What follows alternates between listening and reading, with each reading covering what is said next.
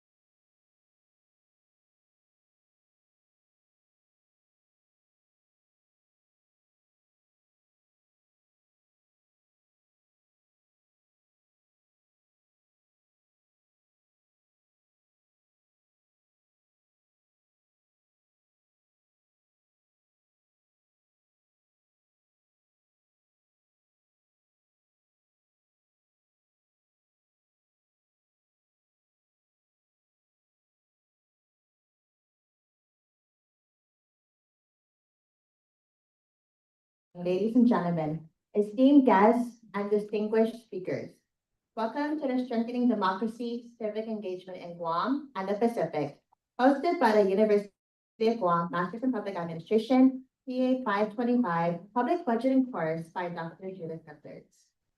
At this time, we would like to take, ladies and gentlemen, esteemed guests and distinguished.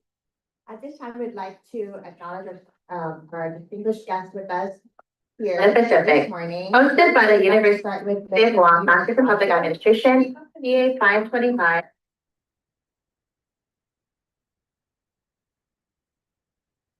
Dr. Roseanne Jones, Dean of the School of Business and Public Administration.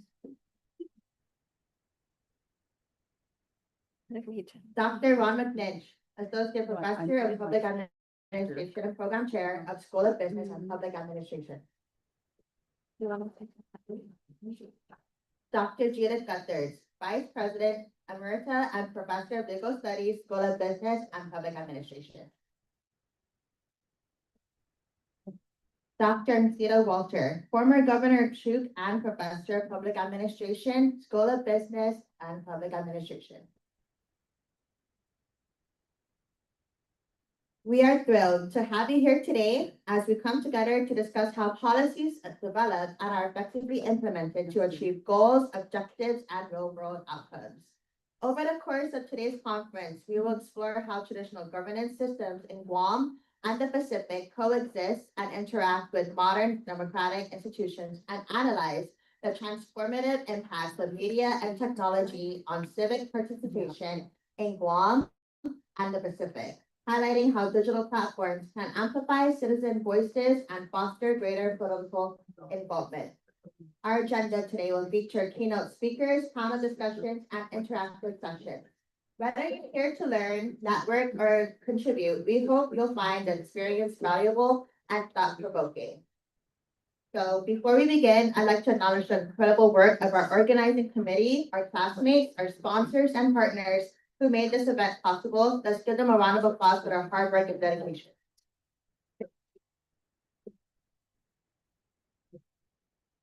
Morning, everybody. Happy Friday. Happy Friday. Yeah. All right. So let's kick this thing off and let me introduce to you the man, the myth, the legend himself, University of Guam MPA Chair and Director of the House Program, Dr. McNinch.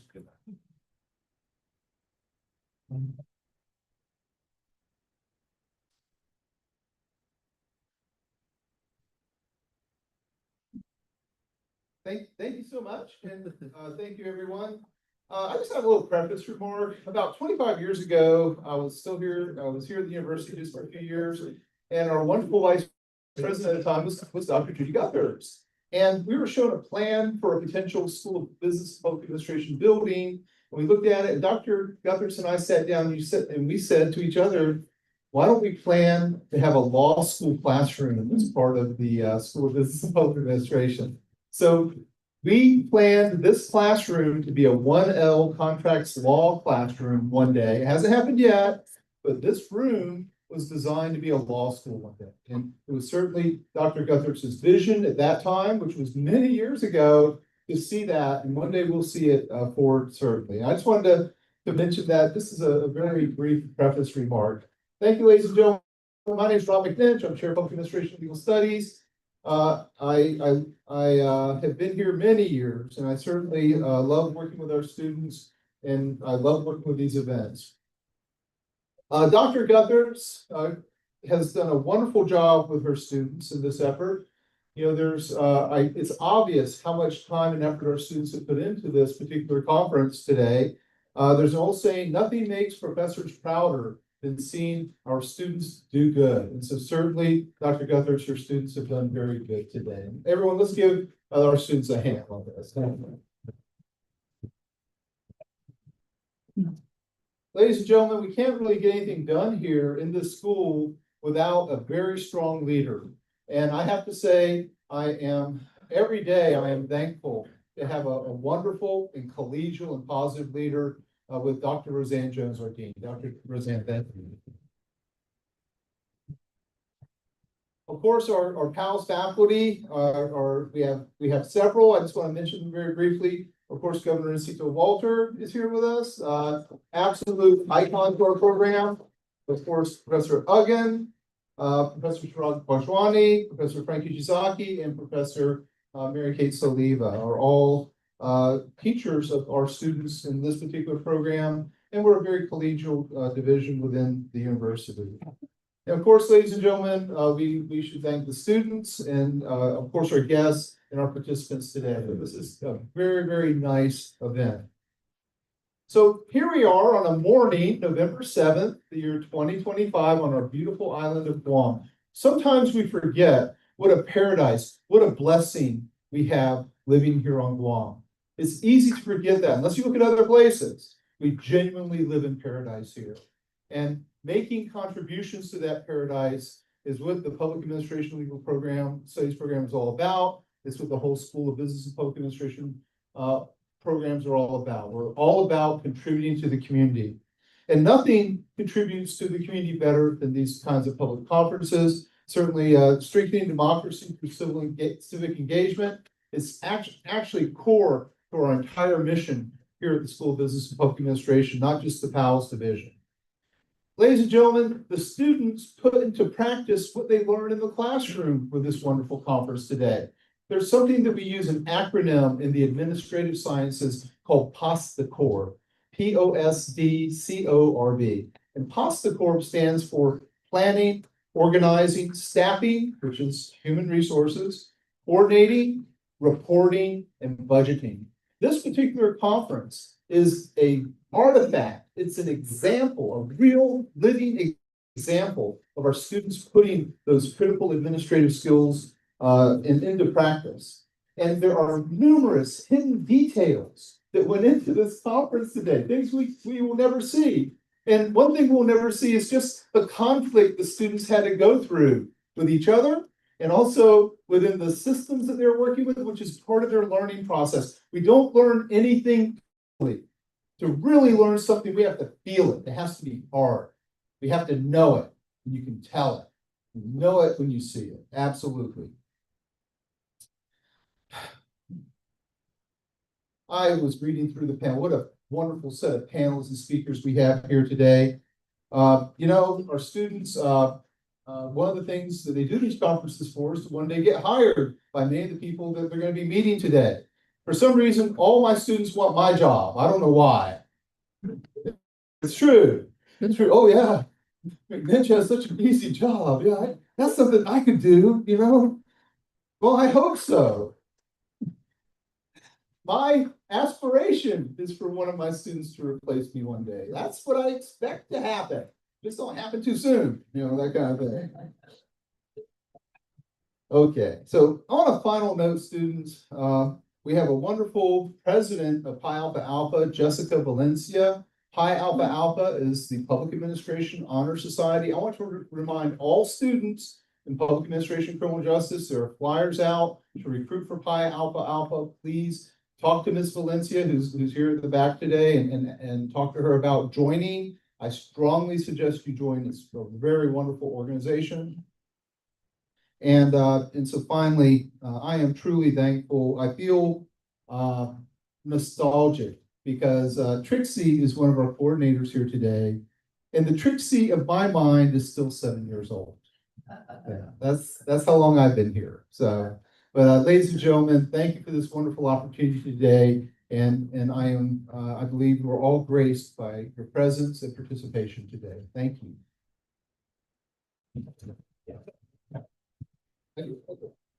Oh, I forgot. My mistake. Ladies and gentlemen, back in 1996, I was on I-85 highway in Georgia, and I had a big box phone, you know, those old style cell phones.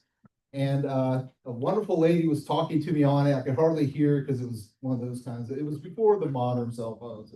I was getting interviewed for the job here. And the wonderful lady who hired me, if you don't like me, you can blame her. It's my honor and pleasure to introduce Dr. Judy Guthers.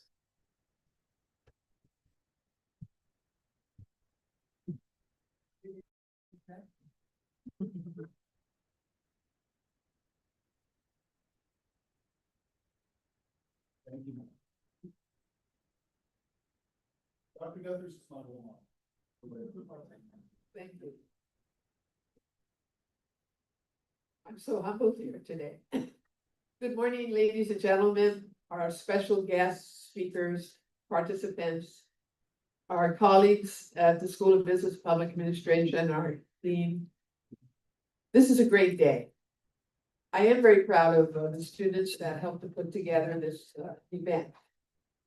This is probably the biggest graduate class I've ever had. There were over 27 students. That's a big group. And when we were talking about possibly having a project for the semester, came up with the idea of the conference to talk about things of current interest on Guam and nationally. Guam's a very special place, as Ron said. And a lot of times we're sort of not really following all the big events happening nationally. But none of us should ever forget that what happens, especially in Washington, D.C., does affect us.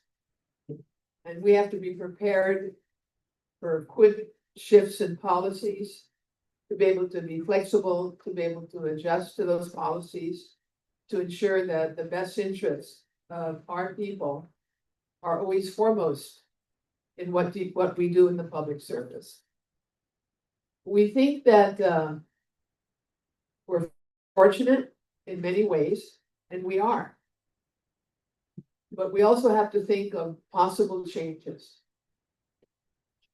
Changes that we may not necessarily be happy about, but which require us to adjust to.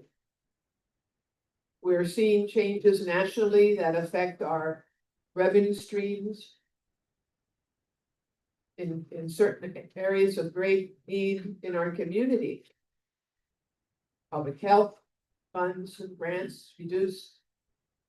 Educational funds reduced and potentially to be reduced more.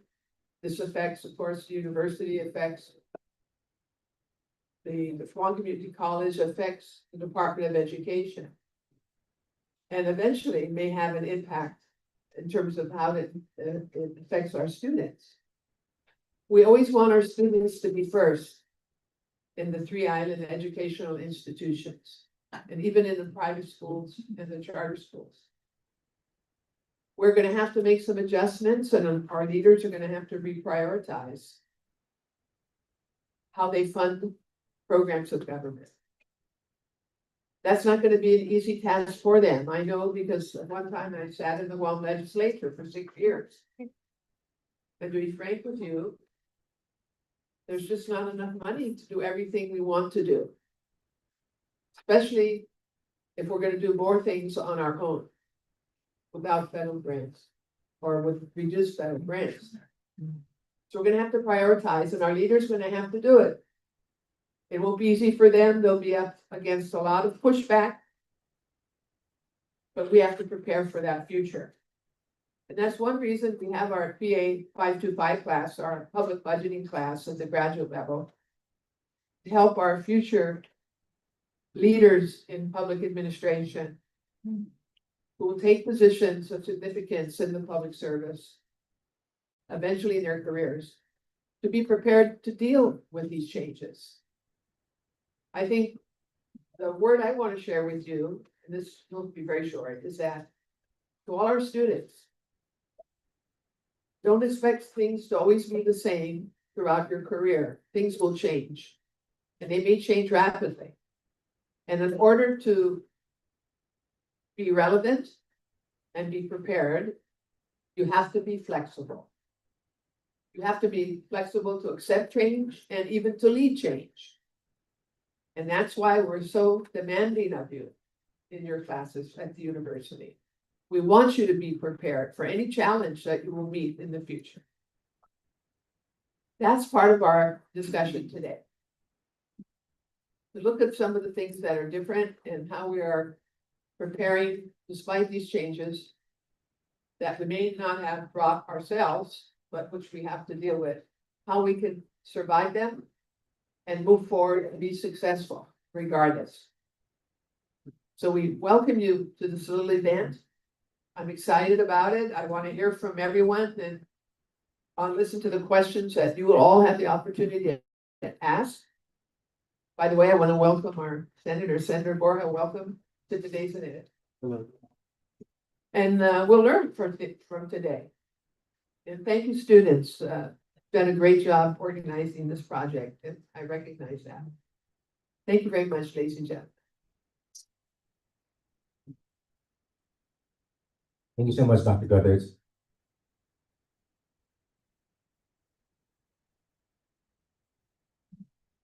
All right, so I just wanted to make a few housekeeping announcements. For starters, for you guys with your cellular devices, if you can please silence them. And if you do have to make any important calls, if you don't mind just stepping outside. Also, there are some QR codes there on your desks. One of them is for the program, and another one is for the survey that we created. It's optional for you guys to take. They're 100% anonymous, and it will greatly help us for future conferences. Tell us the good, the bad, the ugly, why you didn't want to be here at 9 o'clock this morning. Tell us everything we need to know, and that way we can make sure that our conferences continue to evolve and to get better for future students and for future speakers. So first, I would like to introduce Senator Vince Borja, from the 30th Legislature, Chair of the Committee on Education. Yeah, everybody. At this time, we would now like to introduce our first keynote speaker for today's conference, Dr. Ancita Winter.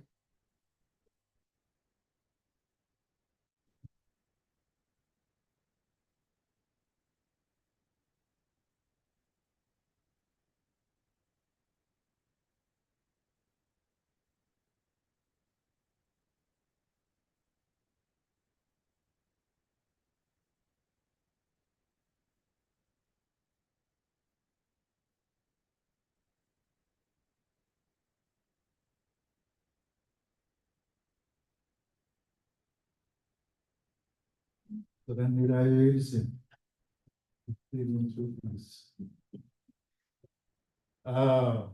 In Turkish we said, Eurodan, Eurodan, Europol.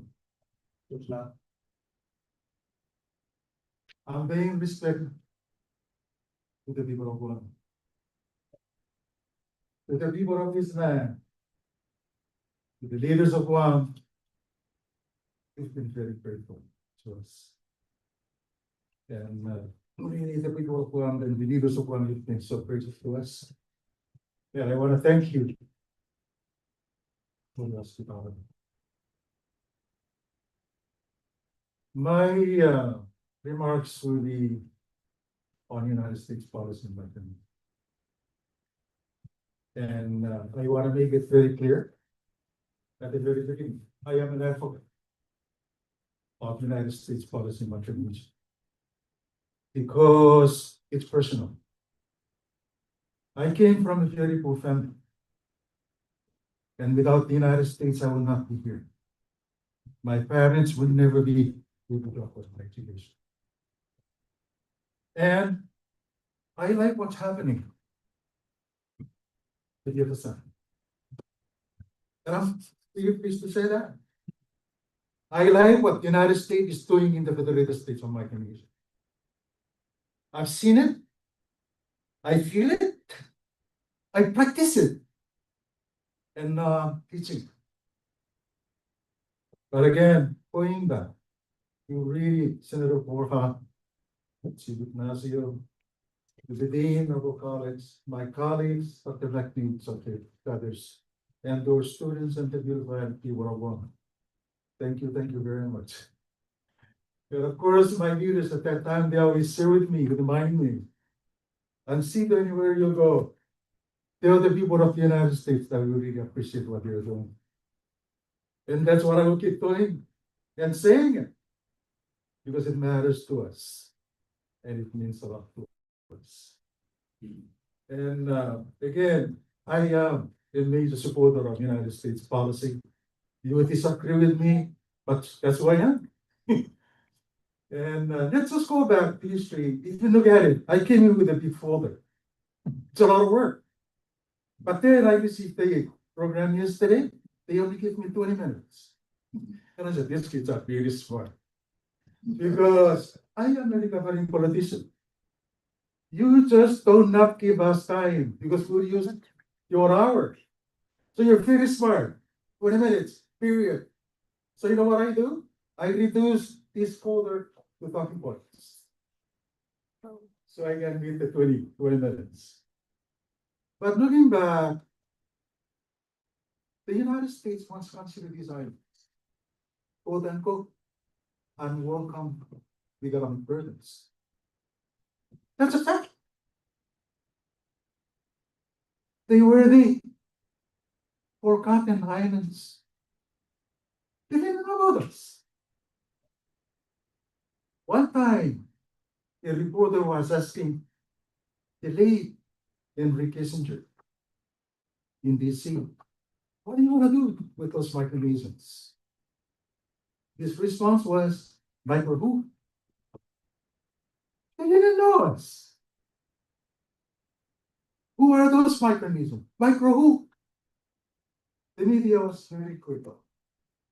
You go back and you read it. It's there. But it has changed.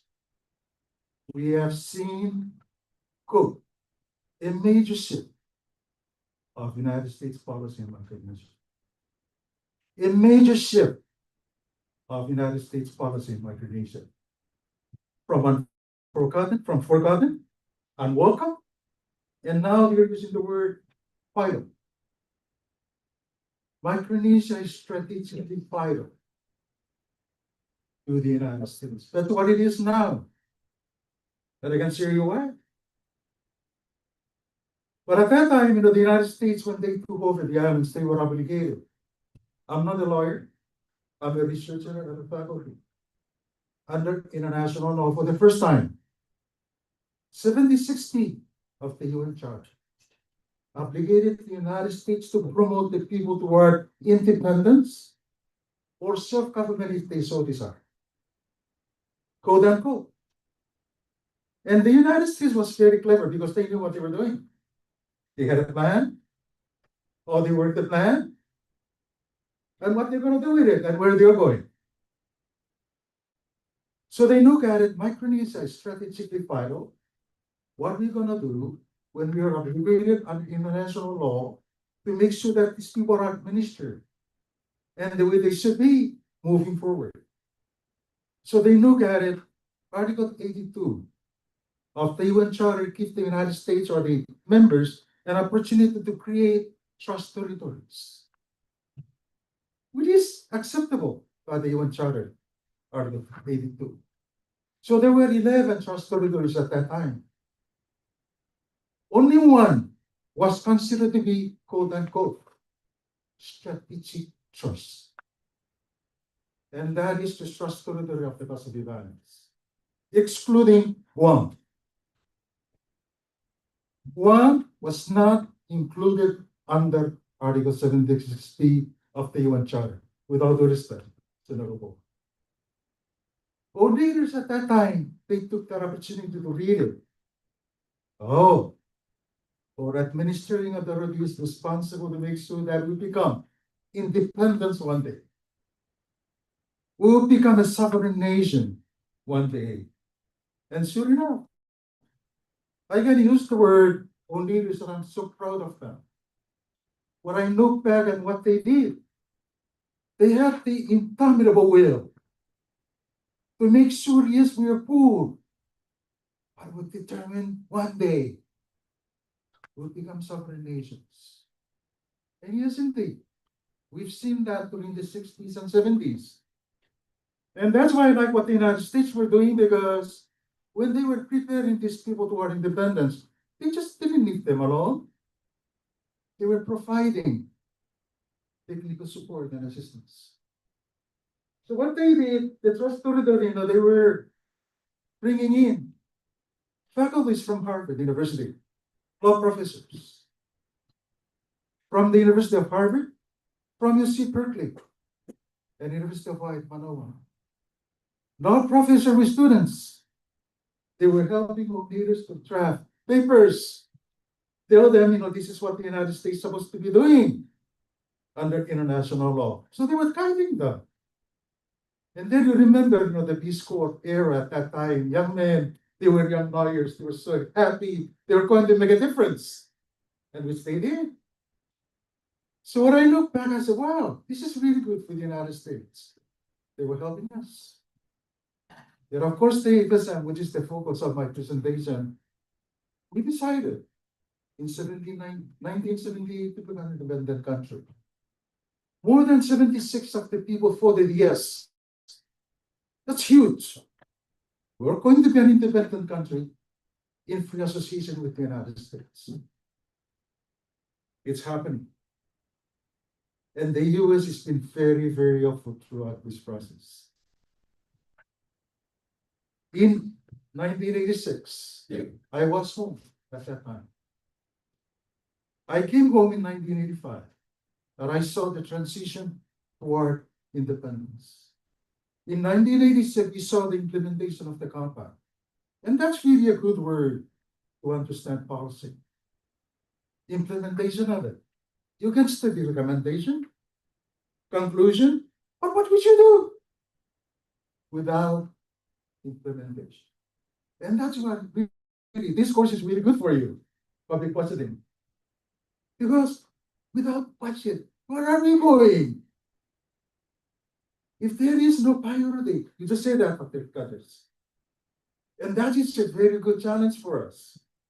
And we just go back and say something about it, and without due respect. Yes, we are. With the most powerful country in the world.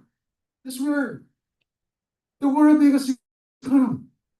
The only country that we know that put humans on the moon. And now they're talking about going to Mars. I mean, we're so grateful, we're so blessed with the world best. But the challenge for you, as Dr. Kadis was saying, what would you do?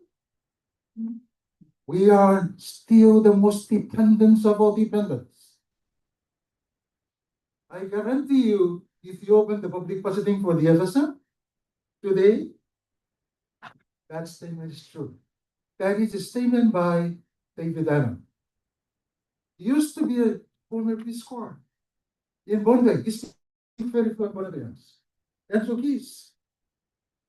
I met him because I used to textbook in my classes. Because I don't like what he was saying.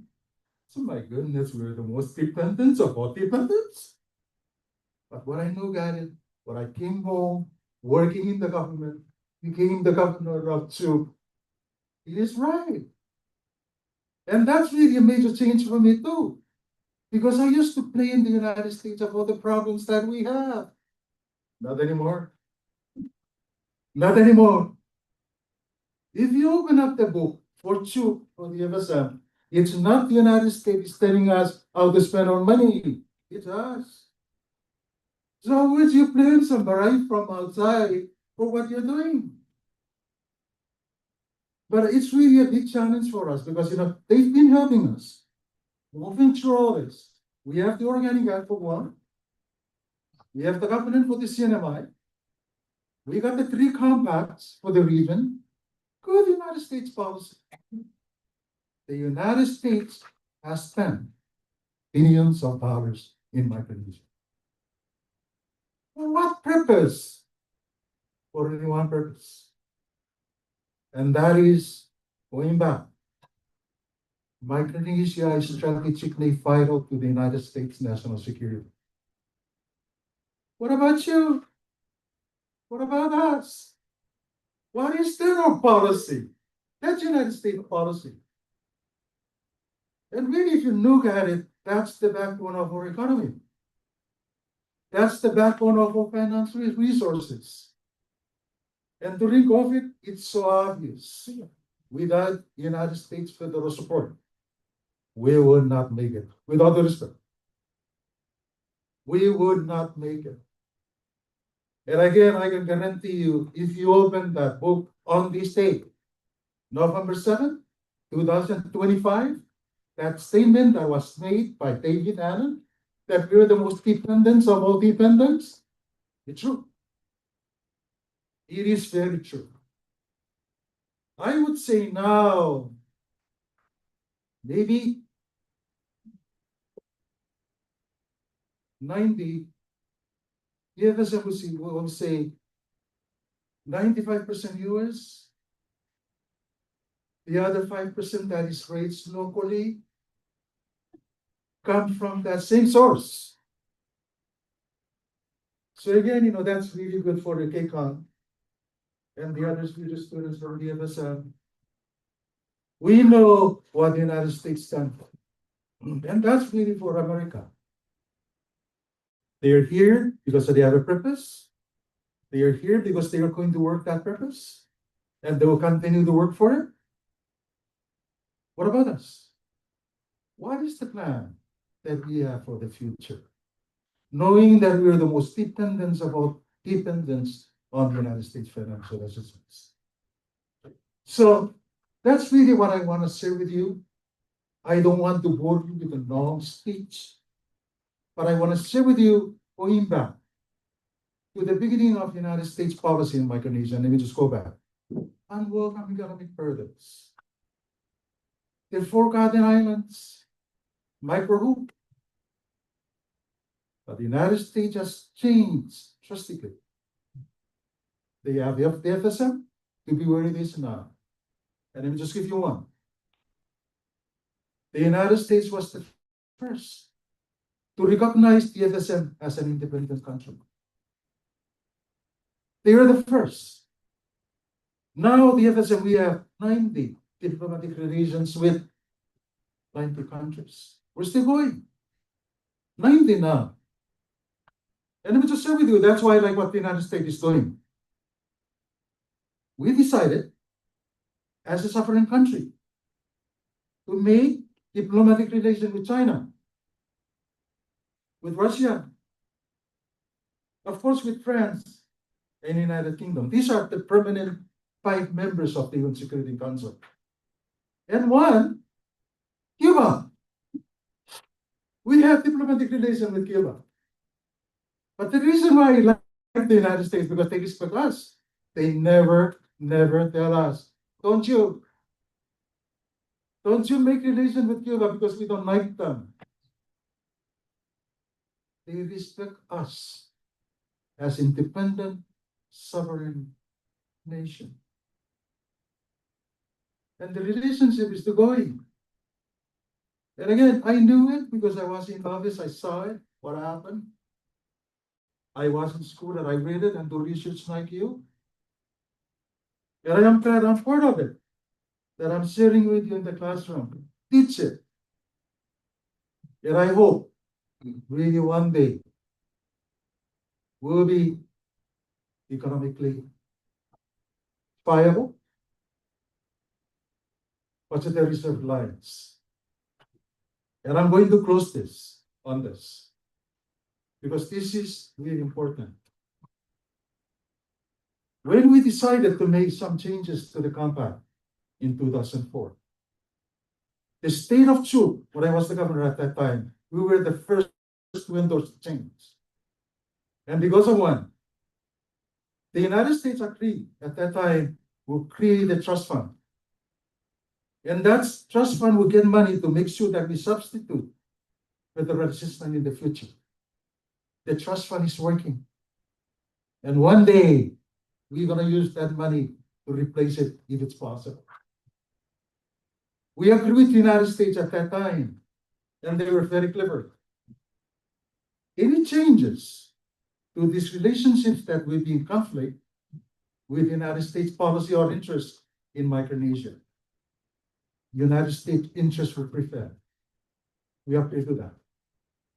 But that's the compromise we make because the United States was making a commitment to us. They would help us to develop, quote unquote, a viable economy, capable of providing good paying jobs. The people so desire, they so deserve. So one day they will come home. Let me just share with you, the FSM, and with all due respect, young students, we are now the highest per capita out migration in the world. Most of our people, they're leaving. They're now in the United States. So that's why we're talking to the United States at that time. Yes, we're coming. We appreciate the contract. But remember, home is home. We want our people to be home. Because how can we build a country without our people? So they make that commitment. I knew it because I saw it. We agree with it. That one day, we're still working on it. Let's build together a viable economy capable of providing good paying jobs. So those young Chukis and Ponapians and Yapis, Kusayans, that they are out there in Michigan, anywhere, they would have the option. If they want to come home, why not? Just my word. Why not? So again, it's a challenge for you. I know my time will come, but that's I think it's needed. We need to reduce the out migrations. We need to reduce our dependence on financial assistance from outside. And the other thing that I see now, we're so dependent on food from outside. We need food sovereignty. We need food sovereignty. We need economic self-reliance, budgetary self-reliance. We need really good governance. Because we can say all this, but if we do not have the right leadership in place, it will not matter. Leadership counts, leadership matters. Leadership can make a difference. Again, Senator Borja, Chief Ignacio Stephen, to you and the people of Guam. Thank you. You've been very good to us. To my colleagues, Dr. Kaders, to the dean of our school, and Dr. McNeese. I've been very grateful to be here. To our students, thank you very much for the invitation to be speaking freely. But as I share with you, I did not come for a prepared speech formal. I'm just sharing with you my stories, my perspectives. So you can blame me is wrong. I took full responsibility for that. But again, I want to make sure again, I am a very strong advocate of United States policy mechanism because it means to me so much personally. It means so much to the people of the FSM. And we thank America and we thank you, Guam. Thank you very much.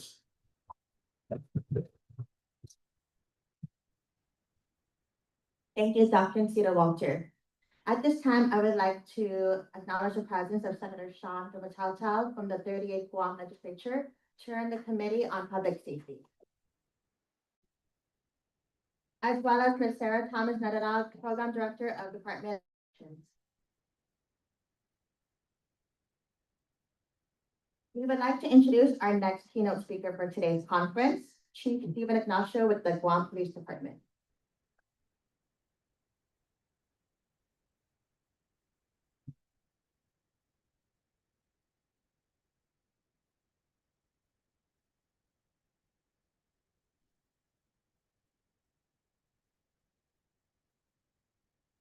Good morning, everybody. What a beautiful way to spend your Friday. I'm actually absolutely honored to be here today. Thank you very much. But before I begin, coming back here when I'm asked to come and speak at the university brings back a lot of memories. And one of my memories I have a lot is with one of my professors here, Dr. Judy Guthers. Dr. Guthers, what do we call those cards? The chronology cards. Oh my God. Did you guys have to do that as undergrads? No? You stopped doing that? Oh, come on.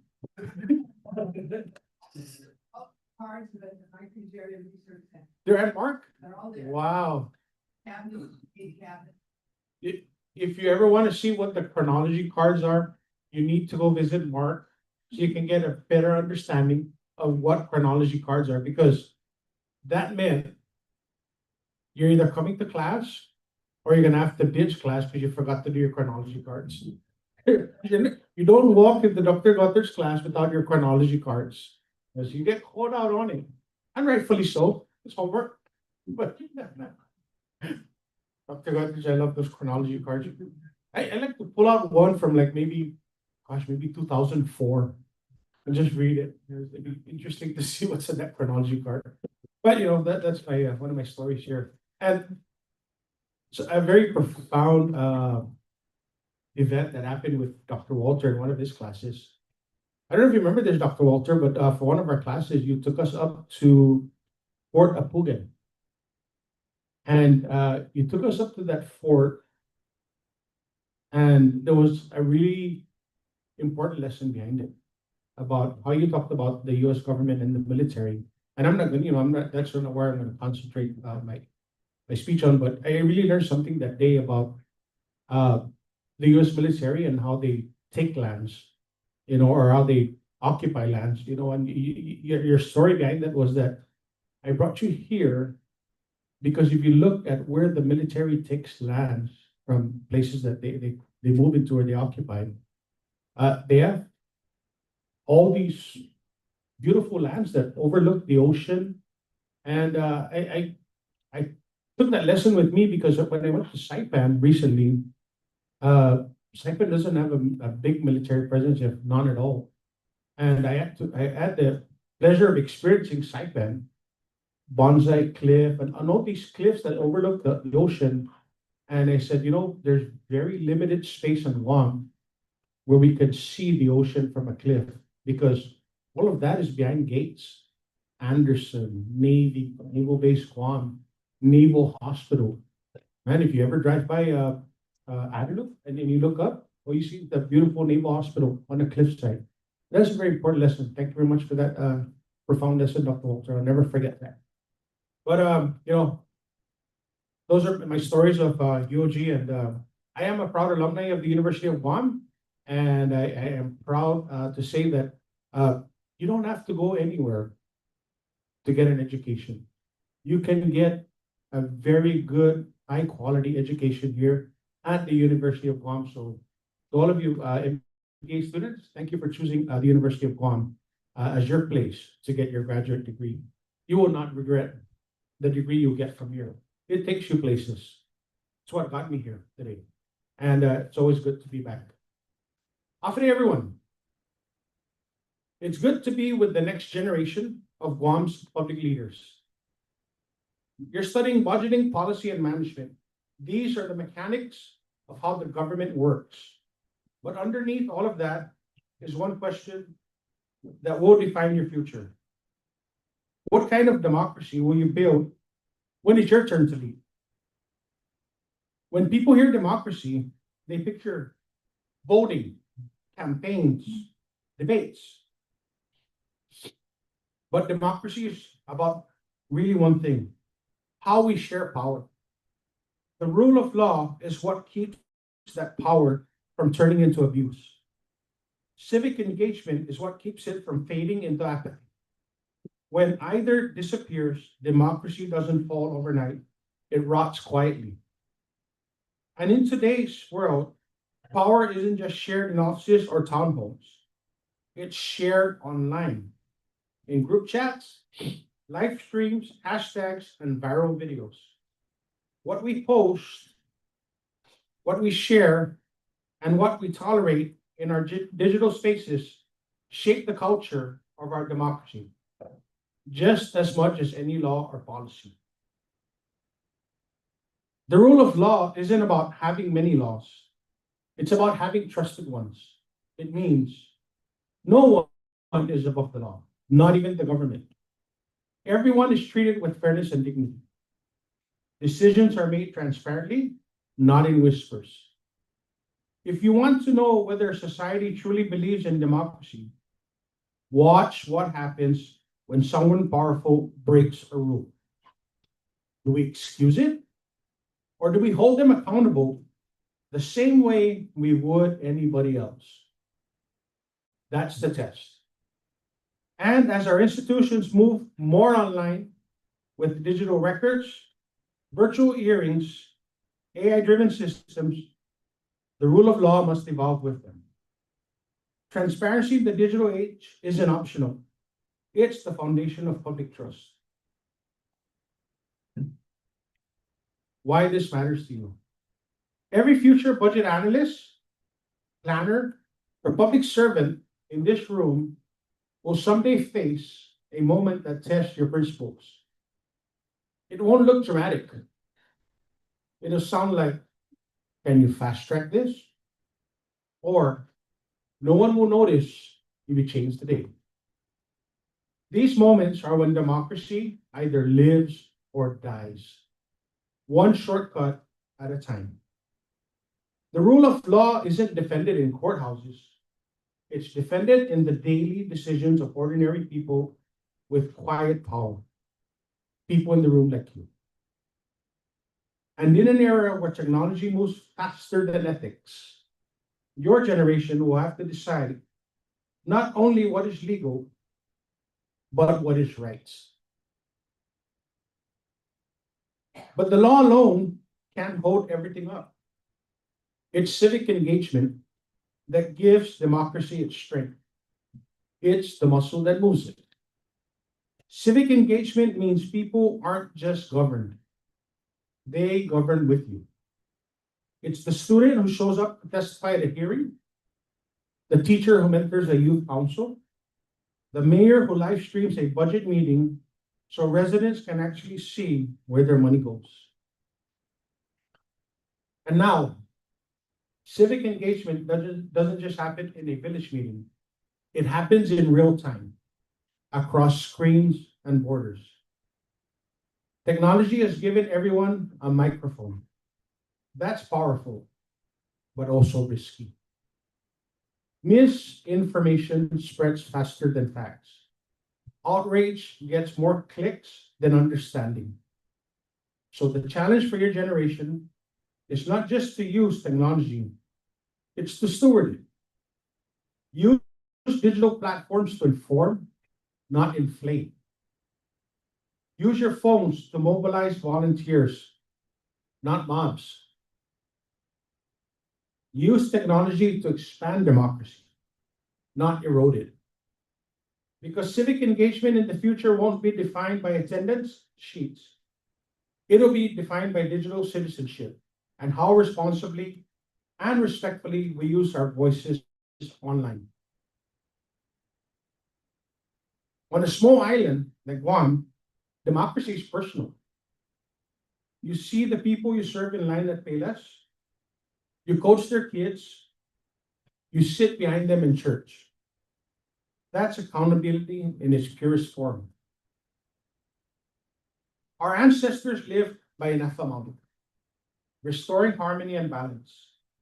That's civic engagement, island style. It's the belief that community isn't a side project, it's the core of who we are. And now the spirit of an affirmation has a new frontier, the digital space. The same respect and empathy that guides us in our villages must also guide us on our own screens. If we confuse that cultural wisdom with modern transparency, such as open budgets, published data, honest communications, and ethical tech use, Guam can be a model for democratic strength in the Pacific. So let me challenge you, not as students, but as future leaders. When you see injustice, don't just post about it, organize around it. When you see waste, don't shrug, fix the system that allows waste to occur. When you earn authority, use it with humility, not as a weapon, but as trust. Democracy needs more than good laws. It needs good character in the people who carry them, both offline and online. And it starts right here in classrooms like this. 3 takeaways. Lead by example. Follow the rules, even when it slows you down. That's what makes your leadership credible. Engage beyond the ballot. Serve, volunteer, show up at hearings, share ideas.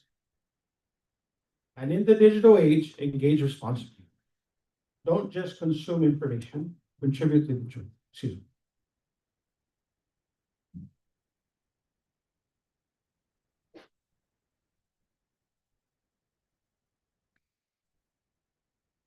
Use your education as leverage for justice.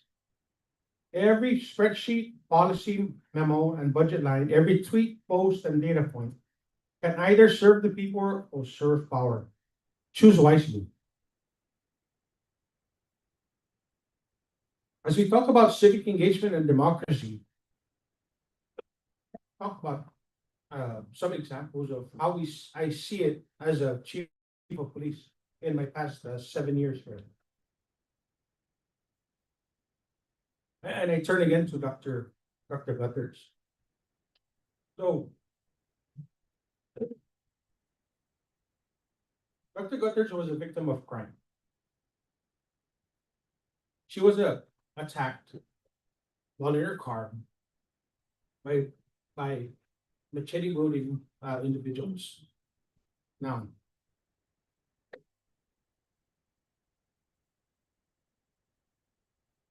we could have not talked about it. Could have just said, well, it's a victim of crime. We solve crime, we make arrests. But it was time to have a conversation.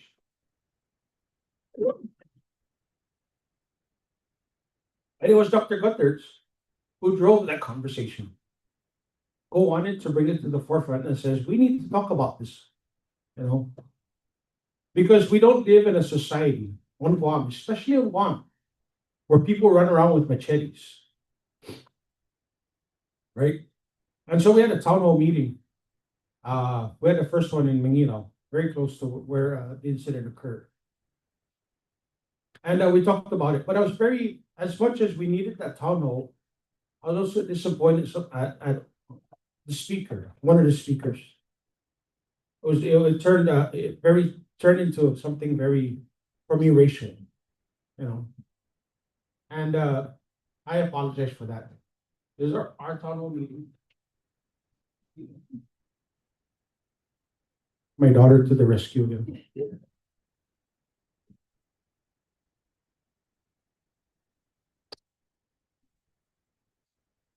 And so it was a good way of exercising democracy, having a town hall meeting, civic engagement, getting people to air their concerns. But I didn't like the tone because it became a them versus us. And that's not what Inafamalik is on Guam. That's not who we are. Because let me tell you this. Why did we have to have a town hall meeting when a bunch of Micronesians attacked Dr. Butters? Well, because we needed to talk about crime. But that was the core issue. We needed to talk about the crime, not who committed the crime, because crimes are committed by all kinds of races. Because if that's the case, why didn't we have a town hall meeting when they had an active shooter down in Talifofo with the 3 local people, right? And so I always wondered, why we need to turn some of the things we do on our tiny, beautiful island, like Dr. Walter said, this is paradise. Why do we have to turn it into them versus us? And I would never support anything like that. We need to talk about the crime, and that's what we needed to talk about. And that's what we wanted to do, was talk about the crime. And I really, Dr. Walter, felt bad for the way the community was characterized, the Chuukese community. And I really felt sorry for the FSM Council General, because the attacks became personal. And, I've never shared my personal feelings about that town hall meeting until today. But I think, this is a great forum to talk about it. This is democracy. This is a form of democracy and civic engagement. And we need to make sure that as an island, we take care of each other, not turn on each other. That's not civic engagement. That's not democracy, right? Crimes are committed by different races, different people, right? We needed to talk about the crime that occurred, not the race of the people that committed it. Because we've never had a town hall, as far as I know, because the Chamorro committed a crime. We didn't have a town hall when a guy a couple months ago or a couple weeks ago went around and shot up gas stations. Right? Why don't we have a town hall about that? So, as we talk about civic engagement and we talk about democracy, you know, there is the rule of law, and that's the rule of law is what keeps our society in order, and that's why we have laws, so that when people break them, they can be held accountable. And that's my job as the chief of police, is to keep our community safe. So let me leave you with this. Democracy is not a spectator sport, it's a team project. And your generation is next in the field. The rule of law is our playbook. Civic engagement is how we run the place. Technology is the new arena. And your integrity will decide how fair the game is. But the courage to act, that's still on you. So build the kind of democracy that earns the public trust, one that works in the light, listen before it commands, and never forget that power is borrowed from the people who believe you're going to use it well and with integrity.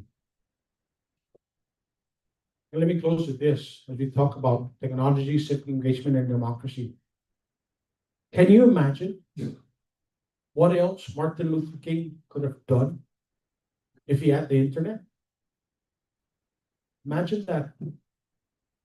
Imagine how big his movement is to change the world, to change the United States. If Martin Luther King had the internet and the World Wide Web at his fingertips, just like we have today. So use those devices wisely. Use them to better our island, to better our people, and to make Guam a better place and a stronger place. Viva Guam. Thank you, Yoji.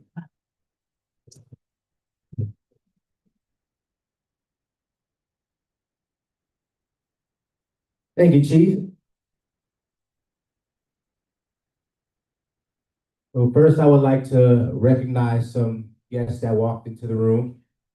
First, Speaker Frank Blas Jr., the 38th Guam Legislature.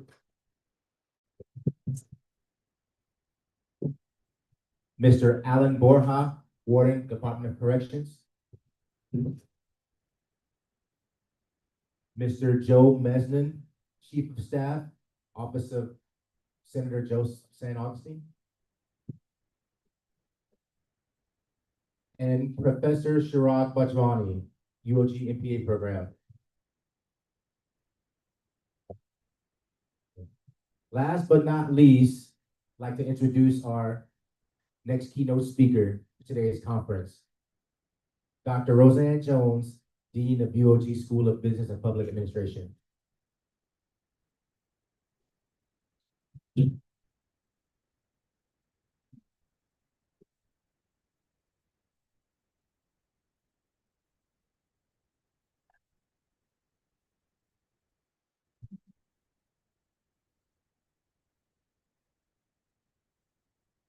Good morning, how's the day, everyone? Thank you for getting me out of my office upstairs and returning me to a classroom that I loved. Also, thank you for returning me to being a student again. Because when I was given this assignment, one of the first things I did and questioned myself is, can I do this anymore? Do I know how to reflect back on being an educator, a teacher, a researcher, a scholar? And as I got into it, I found that I missed it and I loved it. And I thank you very much for all of you being here. It also made me reflect back on my own graduate school days when I was pursuing a Master's of Government Administration. And I had a course in public budgeting. But the real lessons learned from public budgeting is to show up at a budget hearing. And I want to thank the senators, speaker, for what you do, what you convene, and for the people who show up there, because it is the ultimate expression of democracy. The willingness to show up in person, to be courageous in that way, have something to say, and for the legislature to have the courage to listen and to respond and to reflect and to synthesize and to put it all together for the benefit of the many. So when I was asked to give this keynote, I began to think about, I'd like it to be a bit academic. I'd like it to be a bit takeaway, but I'd also like it to be something that you'll carry forward. And I have to say, I am a huge fan of technology, have always been. And so when I was asked, what do I want to speak on? I decided to call this keynote talk Technology as the Great Convener, because that's where we are leading. But as we see here today, we showed up in person. And one complements the other, not replaces it. So when you go to the public budget hearing meetings, you see people showing up, but you also hear and see others that are participating online. Truly, technology has been and will be the great convener. But as we're also seeing, it comes with some warnings. So I'd like to shift a little bit now, and I do have my little speech here, my keynote, just in a formal sense to give a keynote. So I'd like to kind of carry through with this as best I can.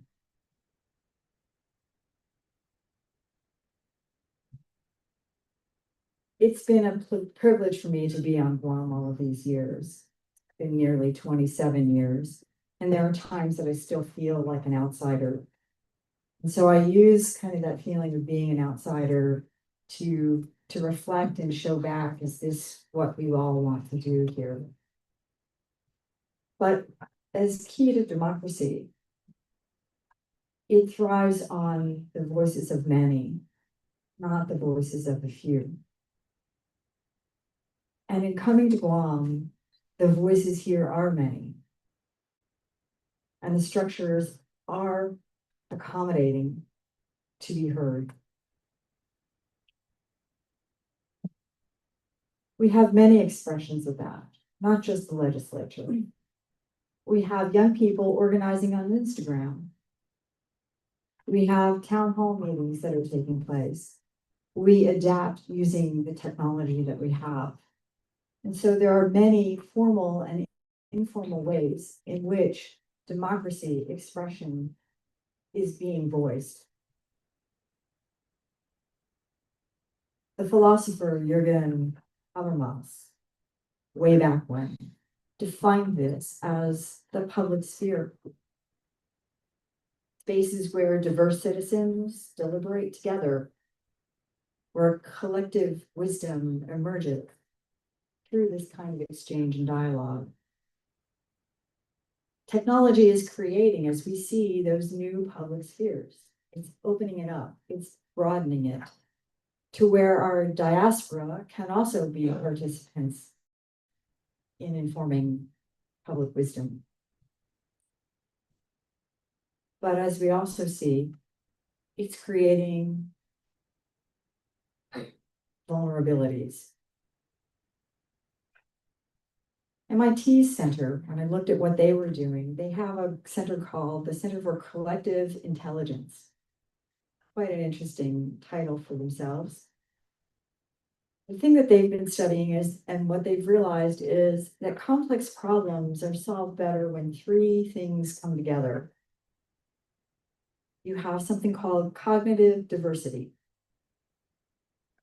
You have effective communication. And you have shared goals.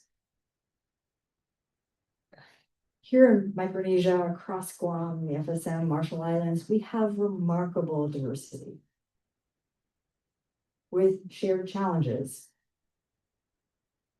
Technology can provide the communication, and we rely on it frequently. But the question is, can we protect it? And can we advance it? Let me show you what's possible. 27 students from 8 Pacific countries began coordinating on climate advocacy through WhatsApp and on social media. Not 27 identical voices, 27 different perspectives. A Marshallese student brought traditional navigation knowledge. A Fijian student contributed diplomatic expertise. A Guam student explained territorial politics. A Tuvaluan student provided existential urgency about sea level rise. They didn't try to become the same. They leveraged what scholars call cognitive diversity. Different knowledge bases strengthening collective intelligence. Last month, the International Court of Justice issued a climate action opinion, explicitly drawing on these diverse Pacific perspectives. This is what I mean when I say technology is a convener. Not homogenizing voices, but creating space where differences become strengths.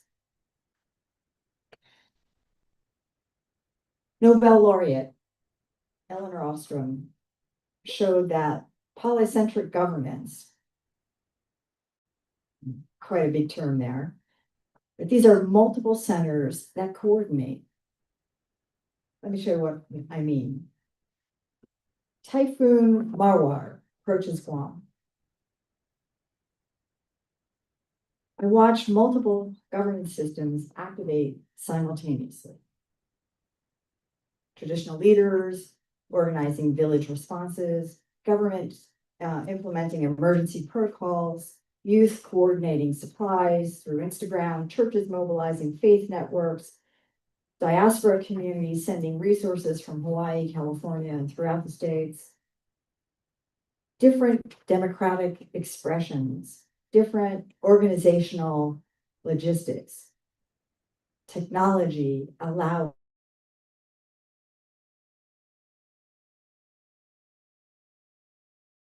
this is what is meant by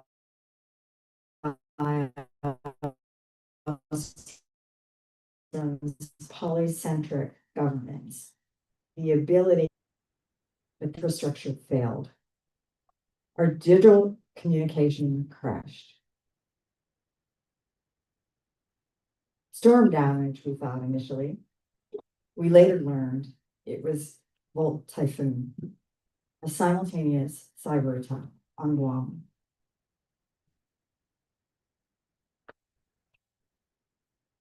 The combination of the physical typhoon with the cyber attack led us to be uncertain as to what actually was going on. Think about that timing. When diverse communities most need to coordinate, when democracy required that these different voices to convene, someone deliberately attacked the infrastructure connecting them.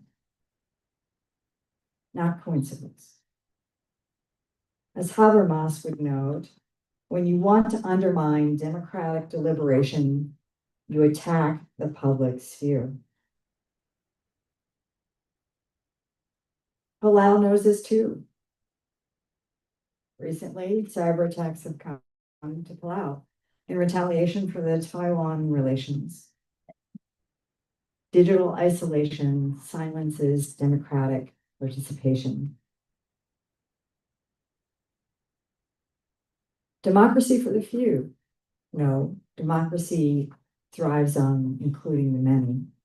In Micronesian contexts, they must include the elders with traditional knowledge, youth with digital organizing capabilities, outer island communities invisible due to their distance, non-English speakers facing linguistic barriers, women systematically excluded from decisions, persons with disabilities or diaspora whose physical absence makes them excludable. The 2024 review of 46 studies found that digital tools improve democratic outcomes. but only when they intentionally include diverse voices, not when they simply digitize existing power structures. The UNDP documented this across the Pacific. When platforms enabled broader participation, policy showed better anticipation of consequences, more effective interest in balancing, greater adaptability to local contexts, and there was higher public trust. This isn't aspiration, it's showing up as empirical evidence that diverse input creates better governance. Micronesia's geography and shared challenges create conditions for lateral learning, shared learning. A fisheries innovation in Palau could inform Chu. A youth strategy in Saipan could adapt to Majuro. A climate action approach in Guam could be refined with Marshall Islands traditional knowledge. But this requires infrastructure for Pacific communities. Teaching Pacific communities not just vertical relationships, but with distant powers, this lateral integration that brings us together. Too often, we're trying to get the attention of Washington. And we try to go big with our message. But what this is showing us is we need to first go small with our region to develop better coordination and infrastructure using the technology that we have. But the Volt Typhoon attack raises some questions about our technology sovereignty and our ability to deliver on this, whether communities can maintain democratic autonomy when it can be compromised externally. 3 threats: infrastructure vulnerability. Typhoon Volt is an example. This will happen again. The question is, will we build resilient systems that will keep our infrastructure, public discourse in place? The second is that we're seeing the rise of voice manipulation. MIT research has shown that false information spreads 6 times faster than truth online, that computational propaganda is documented in 70 countries, and that voices claiming to represent Micronesian communities may not be from here at all. Authentication matters. Trust matters. It is as vital a security element as any other you see. Third, the digital divide. Researchers showed that digital divides are multidimensional across access, skills, usage, and outcomes. We are all seeing this with the rise of AI. What is it? How do we use it? And some are better than others, and some won't touch it at all. Without intentional inclusion, digital democracy can exacerbate inequalities. Technology doesn't automatically include everyone. It has to be intentional, deliberate, part of the plan. Resilient infrastructures and operational crises need regional redundancies. We need a way of verifying voices to distinguish authentic perspectives. We need intentional inclusion and cultural competency and regional cooperation, all the things that we know and do very well, but will be amplified in this digital space. In closing, let me begin from the beginning. Habermas has taught us that democracy requires a public sphere where diverse citizens can deliberate. Ostrom showed us that polycentric governance can be remarkably effective. especially in this region. MIT research confirms that cognitive diversity creates better solutions. And we've demonstrated here locally that power increasingly operates best through effective networks, not hierarchies. The theory says that collaboration should work. The evidence from Pacific Youth Organizing shows that it does work. 27 civic students prove that possible when voices diverse connect. But Typhoon Marwar and Typhoon Volt showed us that we have some concerns about its resiliency and its safety. I leave you with this. You are all leaving your MPA program better prepared than many others because of having had the experience of learning in this place at this time. I can't think of another program that is so attuned to diversity, so appreciative of technology, and so welcomed by so many to hear your voice. For this next generation, the use of technology is your challenge to protect it, to build it, to continue to value what we all see here, the power of inclusiveness. I thank you all. I'm inspired by what you do, and I'm grateful to be a part of SVPA in your program. Thank you all.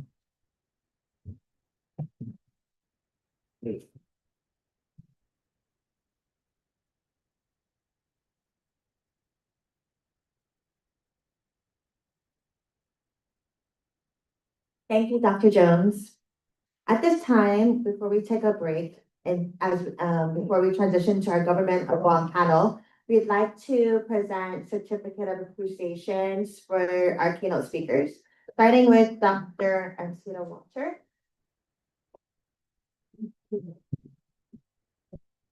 Chief Nathan Ignacio. And Dr. Roseanne Jones.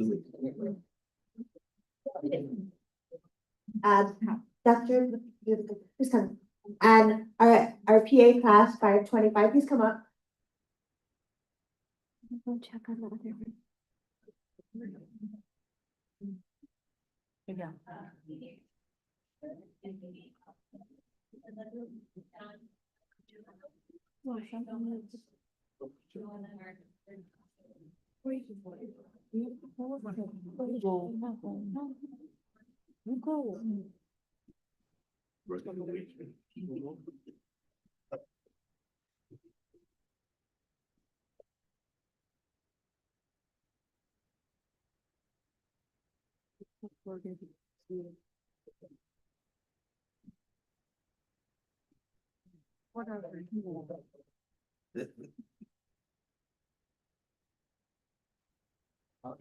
Take the picture. Yeah.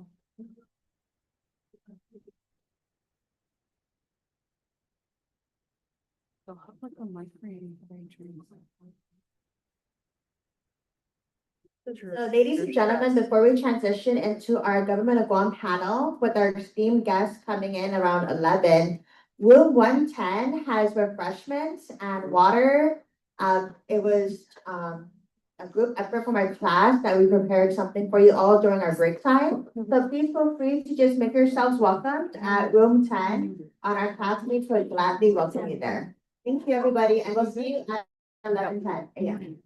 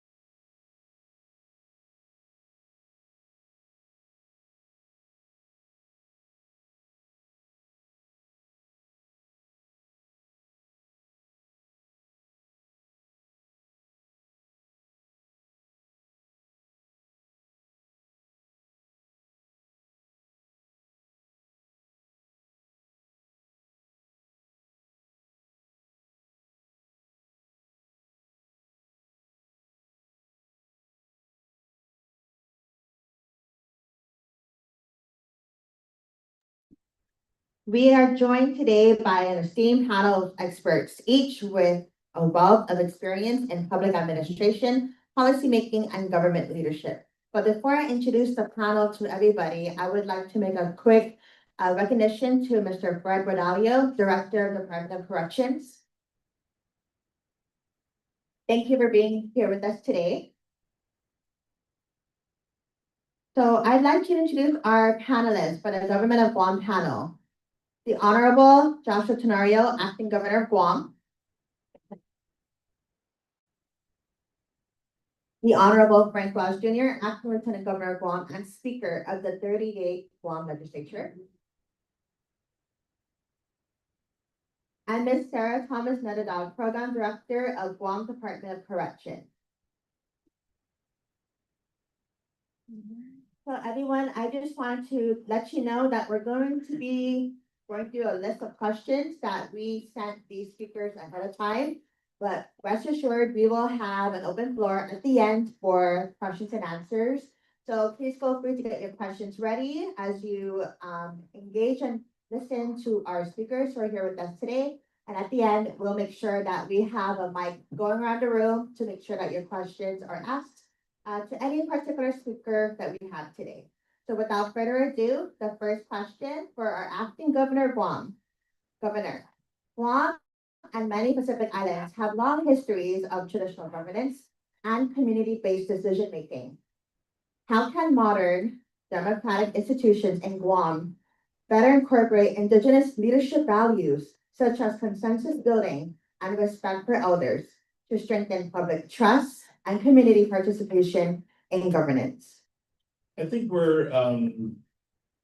that's really, all those values that you talked about are values that we grew up with in Guam. And I would say that for the most part, if you observe the discourse, the political discourse that occurs, for the most part, I'd say, the cultural values that we've grown up with are very apparent. I mean, there are disagreements, but we don't see the amount of divisiveness or disdain, actually, that you see in other bodies. So sometimes there are flare-ups, but I think that, we rely on our value system and recognize that people are watching us. If you notice in my politics, although, and of course, lately I've been in a whole lot of jabs, but I don't respond to those. I always think that the people are watching, especially kids.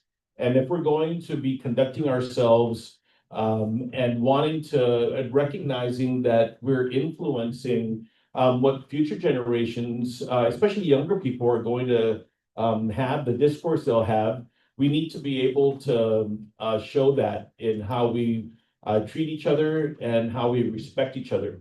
Let me digress and say I served on the election commission maybe about 15 years ago, almost 20 years ago. And I had been through a very divisive election in 1998 when I worked for Governor Gutierrez. And I'll never forget that there was pushing and a lot of public discourse at the election commission meeting, big stakes. And I thought to myself, when people see that in democracy, then it's going to resonate. So when I got in, and I was on the election commission in 2010, when Governor Calvo won a very close election over Governor Gutierrez. And the discussion amongst our board members were, we're going to do our diligence, but in the end, there's a winner and there's a loser. We're going to vote based on the law, and we're going to show the people that as competitive and divisive as that election was, we're going to prove to them that we're conducting this election open and honestly and fairly, and we're going to be united in our decision affirming the election. It's a hard thing because I came from the losing part. A lot of people on my side were expecting me to take it down to the fight and to play some, there have been shenanigans in prior elections, and I thought, I felt very strongly that the kind of interaction we have between the Democrats and the Republicans on the election commission can be able to influence and have a very good peaceful decision where we can accept decisions. In the legislature, I didn't have an opportunity to serve in the legislature, but I think that, there are certain senators and Frank Blas is one of them. You know, we may not agree on things, but when we do agree, we work together. And when we see each other in public, we don't bring that to our politics or our personal life. And I say that because in an island, we live in a small island. I always think too, when you say something or you do something in elections and campaigns, you know, people are watching, but you're gonna see people at church. You're gonna see people at Payless. You're gonna have to confront people, the children of your opponents. How are you gonna look at them if you're gonna be spewing things that you know it might be misinformation? And you always have to recognize that reconciliation is very important part of our culture. When we have differences in the family, in the greater community, and you talk about them, you have to be united in the end, because in the end, we have to rely on each other. I'll close this part by saying, you know, when we have a typhoon, we're in it by ourselves for at least a week. Nobody's gonna come in and land immediately. We have to empower ourselves and come together to be able to keep each other alive and to help each other. In COVID, we saw that neighbors didn't know each other, they were offering each other help. Those are the kinds of cultural values that we have to bring and maintain and keep in the public discourse that we have in government. Thank you.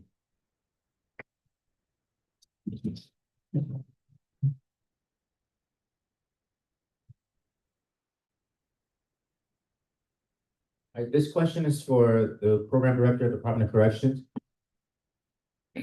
As program director at the Department of Corrections, you work closely with individuals who are reintegrating into society.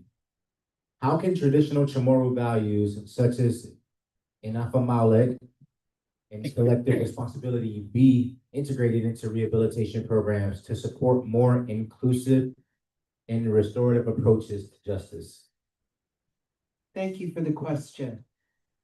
Absolutely, we need to ensure, because most of the inmates at the Department of Corrections, and you might know our numbers, it's close to 500 in our adult correctional facility and about almost 450 in our detention facility. So we're grossly overpopulated in both areas. So when we're talking about those that are getting released, and most of them will be released out in the community, we have lifers that are going to be there for life and some that are going to be there for a long time. But for the most part, many of them will come back to the community. And where will they go? And how will they be received? And so it's important for us to build that sense of community, of which many of us in our various cultures, it's not only the Chamorro culture, but all the different cultures in other islands of Micronesia that have even come to Director Berdallo and I and said, what are we going to do with these folks once they return? Because they are going to have an additional challenge being convicted of a crime for employment and for education and for just being re-socialized. So working with these various communities, the families, to help them learn how to work with the person that's coming back is so critical. And working with their families, working with their communities, working with our village mayors to help them learn how we can embrace and have them come back into our community, because most of them will. That's just the reality. Most of the inmates will come back and they will have an additional challenge being a convicted person. They have children, they have brothers and sisters, they have parents, they have neighbors. And so how do we deal with them? And of course, the most important challenge for us at the Department of Corrections is helping them with treatment, helping them with all their rehabilitation, and all of it is, different people need different things. And what we know and what we see is that a good number of them have drug and alcohol problems, untreated behavioral health problems, and then family discord. Those are the three key things that we work with while they're incarcerated and in helping them re-entry into their community. So the idea of an athamolic is not only part of our culture, but it's also a value system of us at the Department of Corrections. And as many of you may know, I'm a social worker, and that's a big part of who I am and who we all are. So nice to share with all of you that at DOC, we embrace that idea of an athamolic, and we look to what's going to happen when they get out and preparing them accordingly as best we can. Thank you. Thank you. Next, this question is for Acting Lieutenant Governor of Guam, Speaker Frank Laws. Can you share an example where traditional leadership principles have influenced a legislative initiative or community engagement effort? First off, thank you very much for the opportunity to be here. One of the things I want to correct, and as far as the introduction, not an expert. I do my job. I've done it a long time. I guess I've got the experience in this. But to the question, right when he was asked, I thought one of the very first things I thought of was the naming of our villages. When we wanted to change the name from Magana to Hagagna, and from Agate to Hagagna, and Rimatic to Humata. While there was a conversation about wanting to ensure that the names of the villages basically reflect the cultural, I guess, how we would say it in Chamorro. There was also then whether or not, the villages themselves, how they felt and whether or not they felt comfortable with this. It wasn't a matter of 15 individuals wanting to change the name of, as one of the areas is from Hagagna Heights to, I forgot what they wanted to call it, Tutuan, okay? That drew an ire from the local community. And also from the seniors, the Mononco that lived in this villages for the longest time. And while you want to be able to say Tutuan, because that's the Chamorro word for it, you had many people that have lived up there ever since it became known as the Hagagna Heights, And for them, that was their home. That was how they identified. And so it was it's not a matter of 15 individuals wanting to decide on whether or not to be able to change the name. It was whether or not the community wanted to be able to be identified with that. So I think that's the most simplistic way of ensuring that in any discourse that we have, any decisions that we make, especially when we're talking about how we are governed and how we live here on Guam. One of the things that I found is there's a struggle that we have in our community between wanting to retain the values, and as Lieutenant Governor, Acting Governor has stated, to retain the values that we hold so dear, the culture that we have, and then wanting to assimilate to the Western style, Western culture. Okay. And in that, trying to be able to reconcile and to come to a compromise, sometimes it's difficult. Sometimes it's difficult to be able to do this.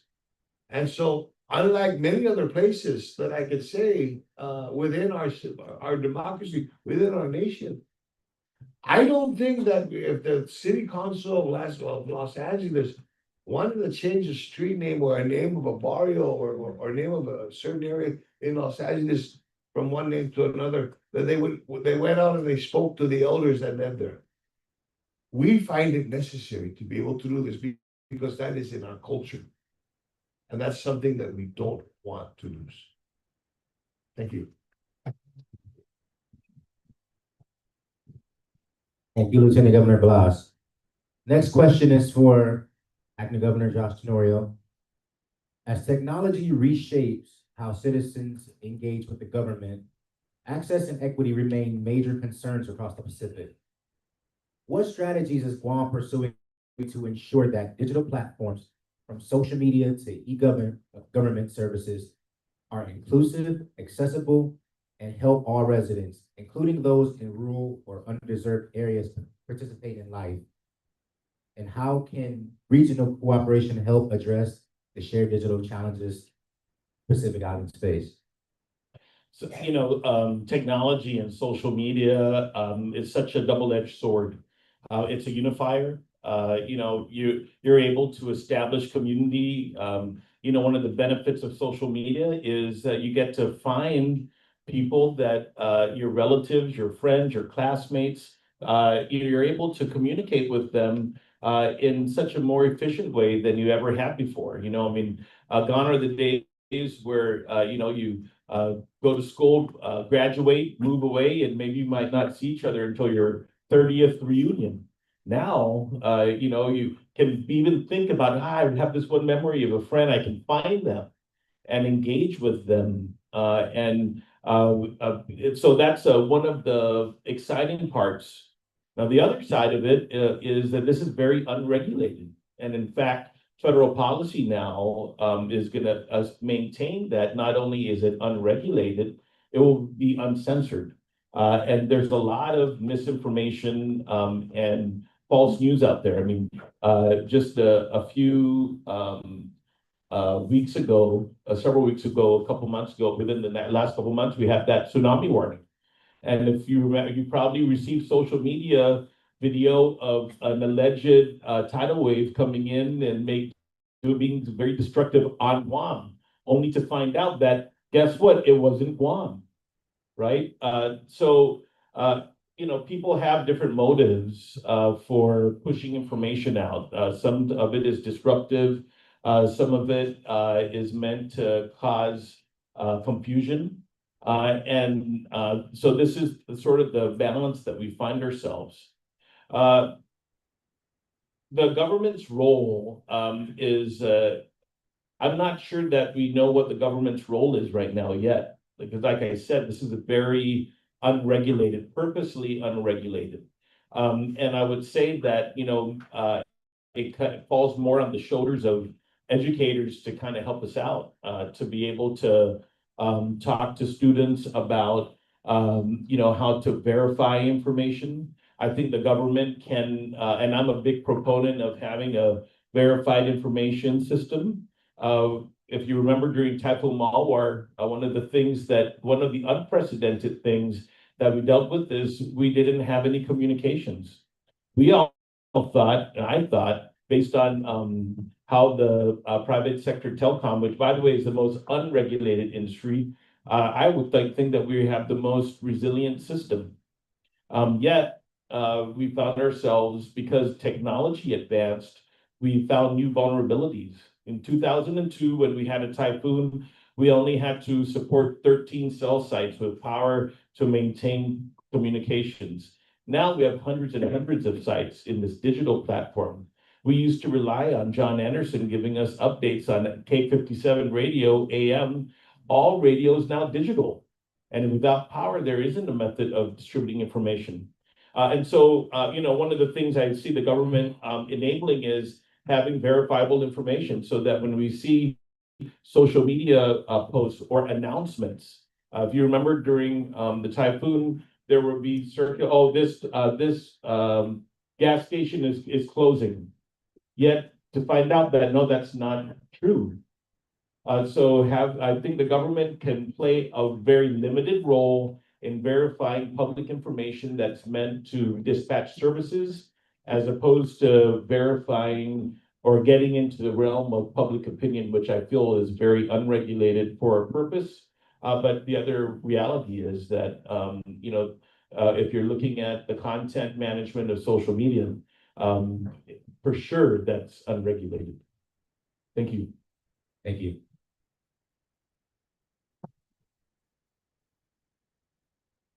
This question is for Ms. Sarah. Civic engagement often begins with access to information and education. How is the Department of Corrections using technology or digital tools to help incarcerated individuals stay informed about civic life, democratic participation, and community events while preparing for reintegration? And What challenges or opportunities do you see in expanding digital literacy and access within correctional facilities? Thank you for that question. And absolutely, as I referred to this earlier, what we like to see when persons leave the Department of Corrections, that they're better than they were when they got there. Otherwise, they will have gotten worse, right?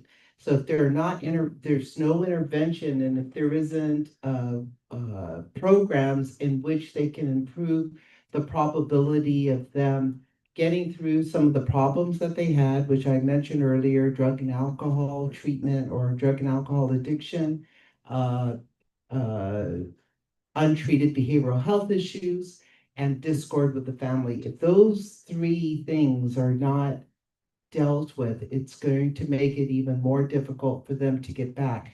So we're also dealing at the department with and I think Director Fred can update us on that as well, is with having internet availability at the department.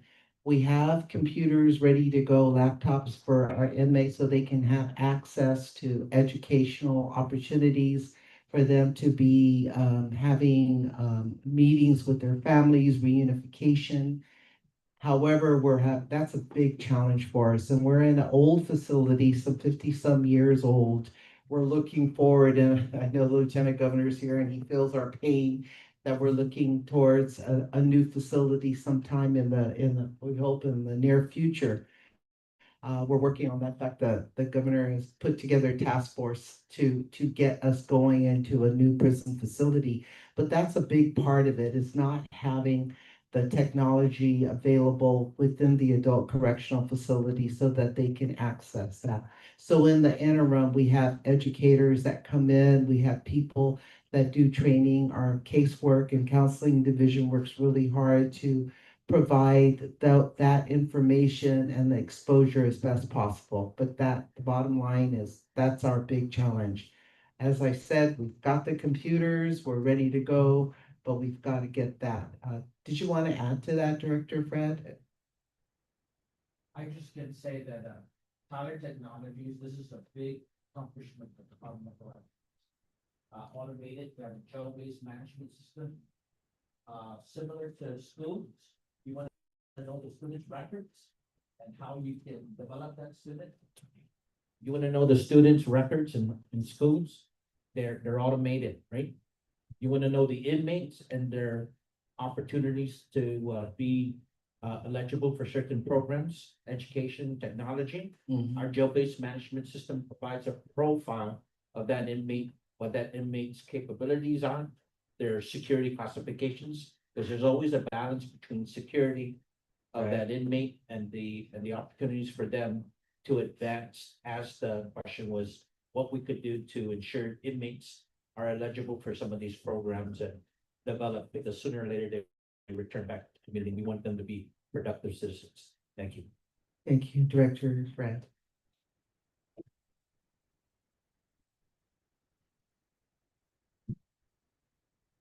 Okay, next question is for Acting Lieutenant Governor Blas.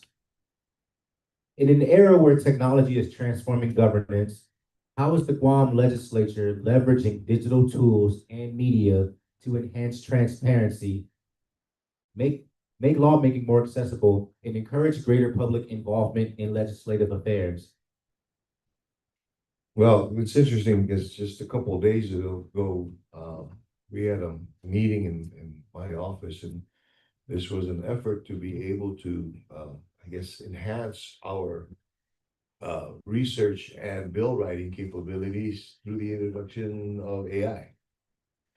And while, the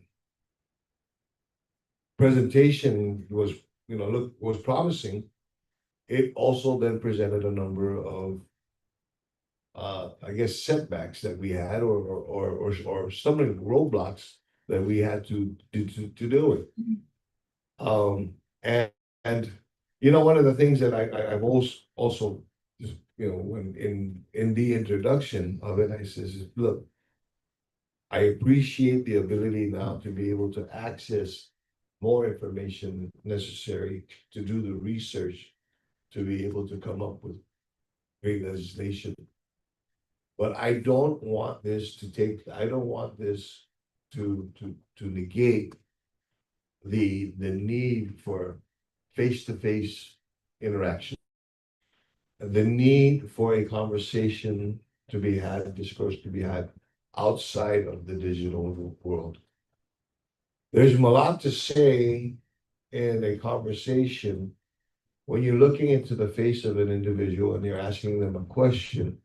And although the question may require just a yes or a no, the body language can say a whole lot more. And when we want to replace that for the convenience and the ease of being able to craft legislation or to make governance or to make the legislative process in minds of some individuals more efficient, we lose the efficiency and we lose the integrity of the process when we don't use first of one or two things: the ability to have natural face-to-face discourse, and then we lose our ability, or that we diminish our ability for critical thinking.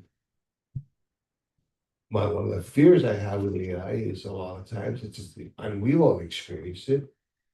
Okay, type in, write me a book, okay, about the life of some individual, and in a matter of seconds, you're going to have a whole book there.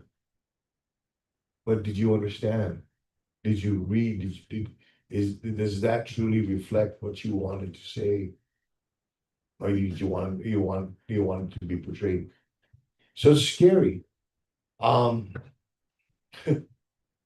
thing that I did most recently, so because again, in the legislature, obviously you want to be able to have, again, the discussion amongst yourselves and to discuss things. If somebody can recall, I've ever been in the legislature, we have 3 monitors that are on the walls, 2 monitors that are behind the dais facing the senators, and then 1 monitor in the rear of the session hall. I had the 2 monitors in front turned off. And when the senators asked, Mr. Speaker, why did you have the monitors turned off? I said, because I want the discourse, I want the dialogue to be with me. There are many times I'm watching it, I'm there and I want to be able to do my job as speaker. And I have my colleagues, and the protocol and procedure in the legislature is the discussions are directed toward the dais. And likewise out from the dais into the senators. But there are many times I'm finding that I have senators that were talking directly to the camera, because they wanted to see themselves speak instead of listen to what they're saying. And I said, enough. Okay. Let's get back to having this discussion the way it's supposed to be, a discussion between 2 individuals. I get it. You want to make sure that the community and the public is watching and is listening. So I tell them, says, no, I can see them in the back. I can see that there's still access to the public to watch the session being televised. But it's, I was talking to Professor Dr.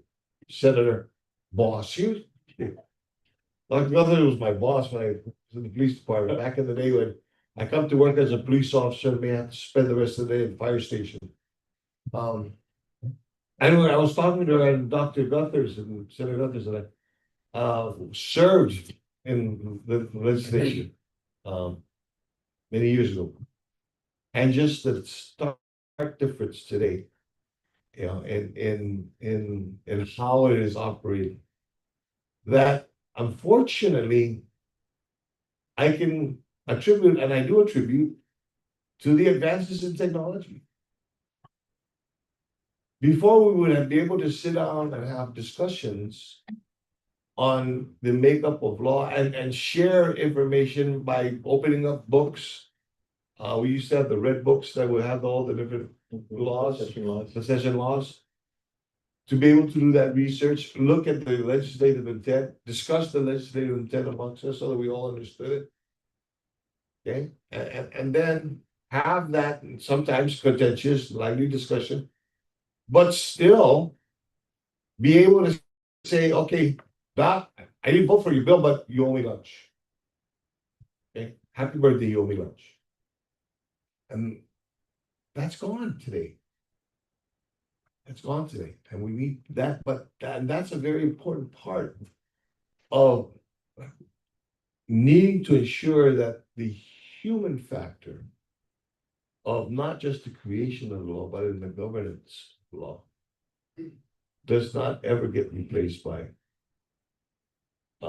artificial intelligence or technology. That's going to be your greatest challenge. And I see it. I'll stand with this. A couple of days ago, in the torrential rain on the way home, and at the stoplight, I was right next to a car of younger individuals, all on their phones, to include the driver. Okay, all on their phones. Nobody talking to each other. Or they probably were, but they were doing it through their phones. You lose that interaction. We can't lose that in governance. Thank you. We will be doing our last round of questions that we prepared for our speakers before we open the floor for questions from our audience. So, Acting Governor Guam, we've seen how media and technology can both empower and polarize communities. How do you see Guam's government working with local media, educators, and civic groups to promote media literacy, combat misinformation, and use technology as a tool to build a more informed and engaged community? And do you believe there's a role for traditional storytelling and cultural media in promoting civic awareness alongside digital efforts? All right, so one of the things that's lacking in Guam, and it's been lacking now, gosh, I think it's been 20 years, you know, that we don't have a Guam chapter of the Society for Professional Journalists. That is a big, I think that is a very big missing element, because media can check themselves, right? And I think that the other part of it is media is evolving. There's 144 characters is what, when I go to stateside meetings with my colleagues, with the lieutenant governors, and we've had, training on how to deal with media, the public. And one of the realities is that people's attention span is just so short. Then on the other hand, and I said this earlier, there's a whole bunch of misinformation. I don't want to say fake news, because fake news is a political term already, right? If you're going to attack fake news and you're taking a political position, that's not my intention.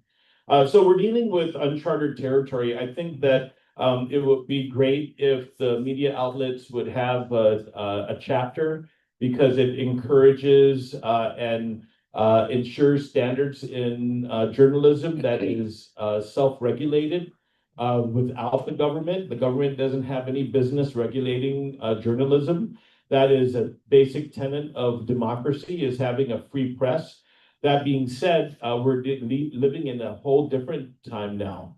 And that's the reality. I also think, the second part of the question has to do with oral histories.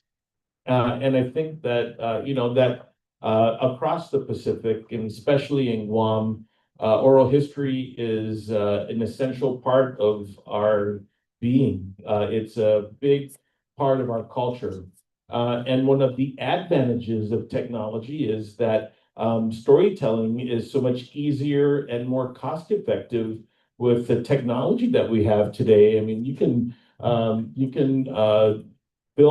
make a film from your iPhone. In fact, there's a film that got some accolades recently, filmed entirely on device. So there's opportunities because the technology is so readily available that storytelling can be able to be embraced, and you see that in a lot of across the Pacific, where you see a whole bunch of great cultural work and educational work coming up. Another thing emerging in that space is AI and all of these computer-generated images. The governor and I and the Secretary of Interior, when she was here a couple years ago, took a picture, and that picture's floating around like we're doing a video promoting a website, which is AI generated. And it's pretty mind-boggling, but that's also how technology has evolved. And so, we're in this space where industry and ethics probably have to surface in order for us to kind of be guided.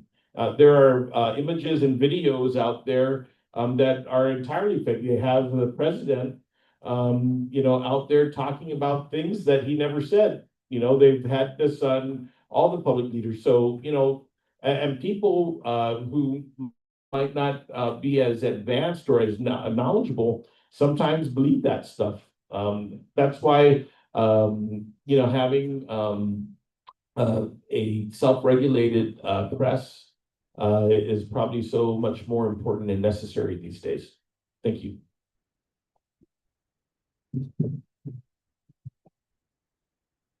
A final question for Ms. Sarah. Media and technology also play a role in shaping how the public perceives rehabilitation and reintegration. How can the Department of Corrections partner with local media, schools, and civic organizations to promote understanding, reduce stigma, and encourage community involvement in helping returning citizens to successfully reintegrate? I think that's a great question, and I wouldn't say we're there. I think that's where we want to go. We have talked with several people, and like KGTF, I think is going to be a really great partner to engage with. But we need to do that, and we need to also, just yesterday, I was at the historic preservation and restoration, and we talked about how we can restore Hagåtña into the traditional village. And the focus, I was so glad to hear that the focus was on face-to-face and the Manunku and Manhoben, the youth and the seniors coming together, because there's so much that they can learn from us. I'm an OG now, so I can count myself into that generation. But there's so much we can learn, and there's so much that they can learn from us in terms of preserving our culture, our traditions, and understanding what these values are in our families and on Guam and in the other islands of Micronesia. So there's work to be done. And I thank you for that good question, because we need to make those inroads with the media and with various other groups. If you listen to the Patty Show, Director Fred's on there all the time, and we try to keep those liaisons with our media groups as well, so that we can stay connected and communicate. But we need to build those, and thank you for the thoughts there from your class. Last question for our Acting Lieutenant Governor of Guam, Speaker Frank Laws. With the rapid spread of information and misinformation, online legislators face new challenges in maintaining an informed and engaged public. What role do you believe the legislature should play in promoting media literacy and ensuring that civic dialogue in Guam remains grounded in respect and factual understanding? And how can the legislature collaborate with educators, media professionals, and regional partners across the Pacific to strengthen information resilience? Thank you for the question. I think, first off, as the Lieutenant Governor had stated earlier, one of the things is, first off, we really don't want to regulate press. We don't want to step into that realm because it is the right for the community to be informed. Now, it's how that information is spread, what is kind of information, that is the challenge. And this is a challenge that actually, wanting to stay out of that realm of interference, if you will, is actually the challenge towards the media folks. How do you separate what is coming from the Daily Post or the Guam or the Pacific Daily News from other media outlets or sources of information that you get? And this is a phenomenon that has just occurred over the last 2 decades. And trying to be able to differentiate between what is factual and what is fake. And it is rapidly evolving to now factual looks fake and fake looks factual. I mean, just recently on Facebook, I'm sure you've been on Facebook or whatever. I'm old school, okay, so I'm still on Facebook. So, there's an app called Facebook, anyways. Okay, and there's an advertisement to be able to animate some of your old photographs. Have you seen that? Okay, you take the whole photograph and it's animated now. That's kind of scary. Yeah. Okay, that's kind of scary. I would, I can appreciate if you find a way to be able to enhance the photo so it looks better. But now to see a photograph with my grandmother who's been dead over 20 years to be waving at me. Yeah. Okay, that's where we're at. And when you combine that with media sources, and as I stated earlier, we hear the voices or we see them, and news conference, and the president is saying, well, this thing. But then you go into CNN or Fox News and they never said that before. Which one do you believe? And it's so instantaneous. Before, I remember when, you took the time to be able to gather the facts and report the facts, good or bad. And now it is the first in. Who's going to be the first to report it? The explosion of the FedEx or the aircraft a couple of days ago.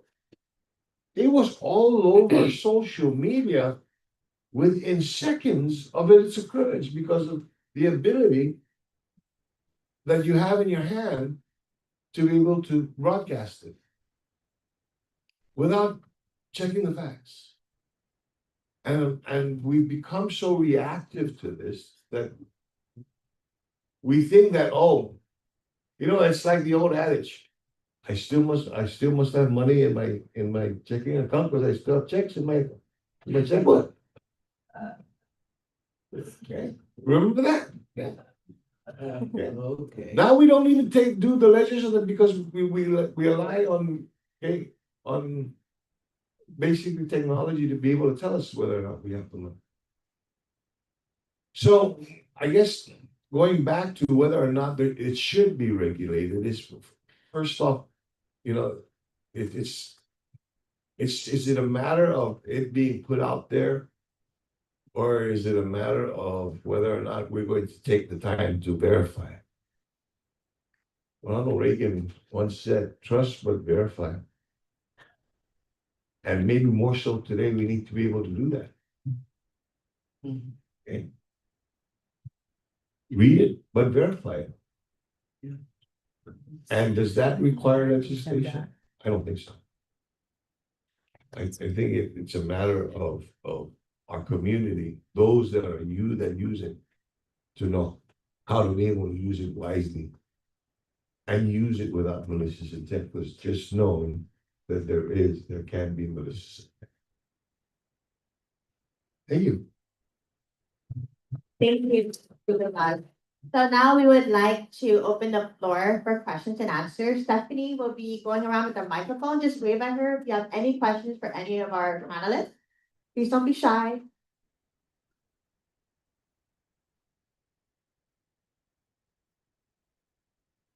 Oh my God. Thank you very much. I'd like to ask the panel one question. All of you are in very, very important positions in the public service.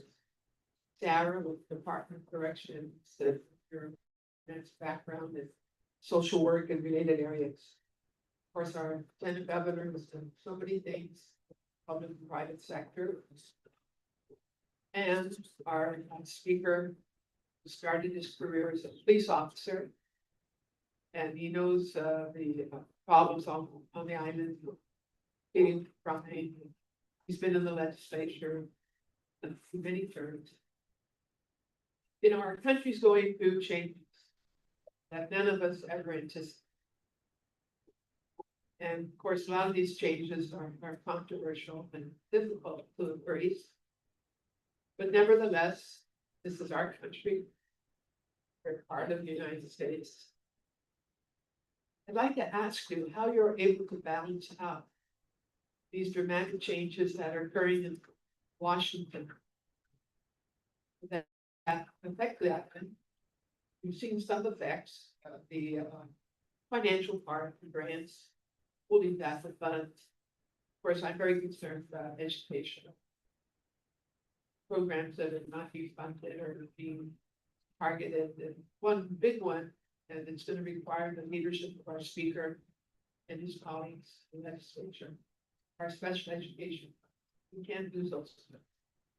You're going to have to find a way, speaker, to replace those funds locally, because these children demand assistance.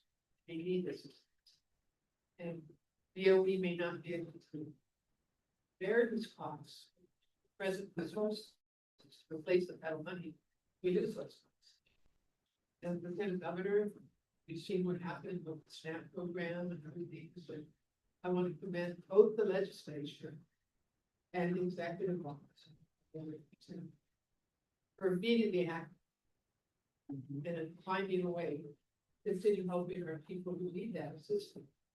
Of course, now you have another challenge if this government closure continues. I don't know how long you next year. And you know the result of that, we're not able to help people and think we're going to have a terrible social issues. And we're going to have to address them. So what I try to share with students in all my classes is that you have to know what's going on in our country, in the world, in our region, and on our island. Because it does affect you. The latest thing that concerns me now is the issue of the National Guard forming a civilian intervention unit of 100 officers from Guam's National Guard to be deployed if needed to respond to civic actions by the populace, be protests or demonstrations. And what I'm concerned about is our own people being used against our people to quell demonstrations, to quell protests. And I'm wondering how the governor acting up, how your office is responding to that, because we don't want to see our people end up facing each other in potentially very difficult circumstances. I think that would make situations worse if we're going to have a demonstration. All of a sudden, 100 National Guard officers come there with their weapons facing us. So are we preparing for that and how to deal with that and to caution our fellows in the National Guard units to understand the importance of the Constitution and the role of which they're country. That's my first question. All right. The elections matter. You know, to his credit, the president campaigned on being a disruptor. And so he is disrupting things. And I don't want to, when I mean disruption, when you look at what disruption means, it means that it's going to be a dramatic change in the norm. So the majority of the American population, the American people voted for that disruption. And we have to navigate now through the disruption. I was just speaking a few days ago, I was a keynote speaker at this conference that I was invited to. There were 20 University of Guam students there, and it was a conference that embraces STEM education. But here's the thing, the conference was diversity, equity. I mean, these are all areas that are no longer priorities. In fact, it was in Ohio, and Ohio State University pulled out of the conference and their $100,000 contribution because they didn't want to risk federal funds. So there's a reality. That being said, I was telling a lot of the science students, prior to that, they had unprecedented research money in areas. It's almost kind of like preparing you for this bridge into our new reality where, you were able to do research projects you probably never thought about. And unfortunately, that period is there, but we have that knowledge still. That can't be taken away. So I'll say that both the governor and I talked a lot about, what our personal politics was going to be in the face of these changes. And although I have very big differences, I'm part of the LGBTQ community. I don't like the weaponization of that across the board. But we also talked about we're not looking for our people to be given retribution for things. We're very careful. We recognize that no matter who is in the White House, we have to be able to work with them. And I'm not saying that we need to subdue or mute what our personal opinions are. It's just that the greater good is a bit more important than that. Doesn't take away who I am about what my beliefs are, and I'll fight the fight here if there's going to be a movement to take back marriage equality or to take back local protections and workplace discrimination against LGBTQ people. I'll be there to fight, but in the national level, it's a little different. We don't have that vote. And at the same time, our most important partner is Department of War. Even that, right? We're now Department of War. It's a decision that's been made. And I'll use that to kind of maybe swing it back into the National Guard. There is federal lawsuits right now about the authorities of the National Guard. One of the cases had to do with the involuntary assignment of National Guardsmen into the district and into Chicago to help secure federal facilities. And a few months ago, the governor had to stay here and last minute sent me on her mission to the territorial governors meeting. And her hotel was in Arlington. So I thought, I like to stay in the district because, I like the city, but I thought, oh, well, good. I don't want to get involved. I don't want to have to go through any difficulties because the guard's been deployed. Guess what? I went to the district for the meetings. I couldn't find a single National Guardsman. It was an example of media sensationalism. You would think that the pressing issue in Washington, D.C. is the overuse of the National Guard. They are disrupting public life. I did not see a single person.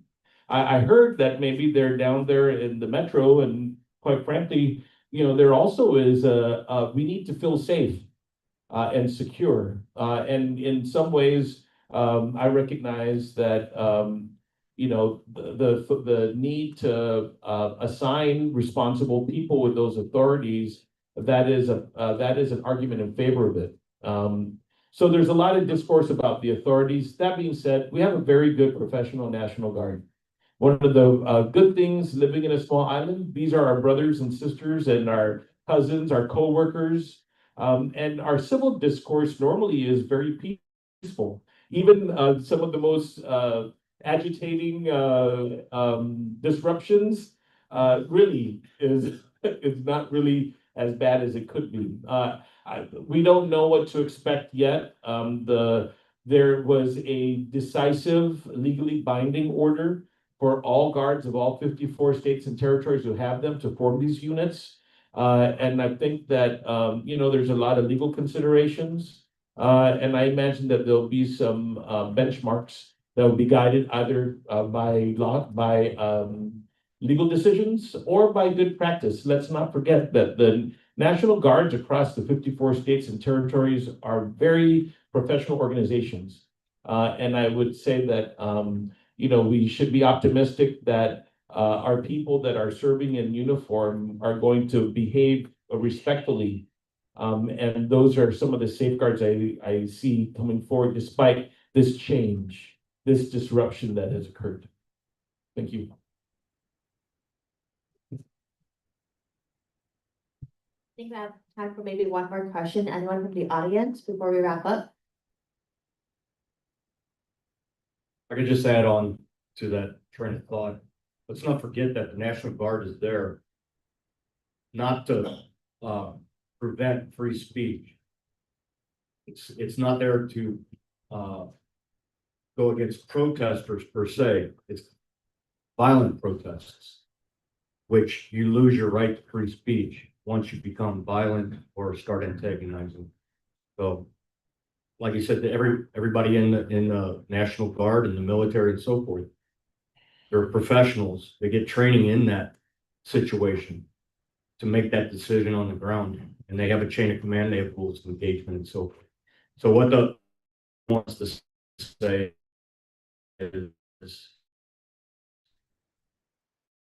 they're being the First Amendment, but it's just like the whole thing of you can't yell fire in a crowded room. If you're a protester and you go beyond those free speech rules and you're attacking federal law enforcement, that's why they're there. So it's not against the American people, it's not against the First Amendment, it's against violent protests, in my opinion.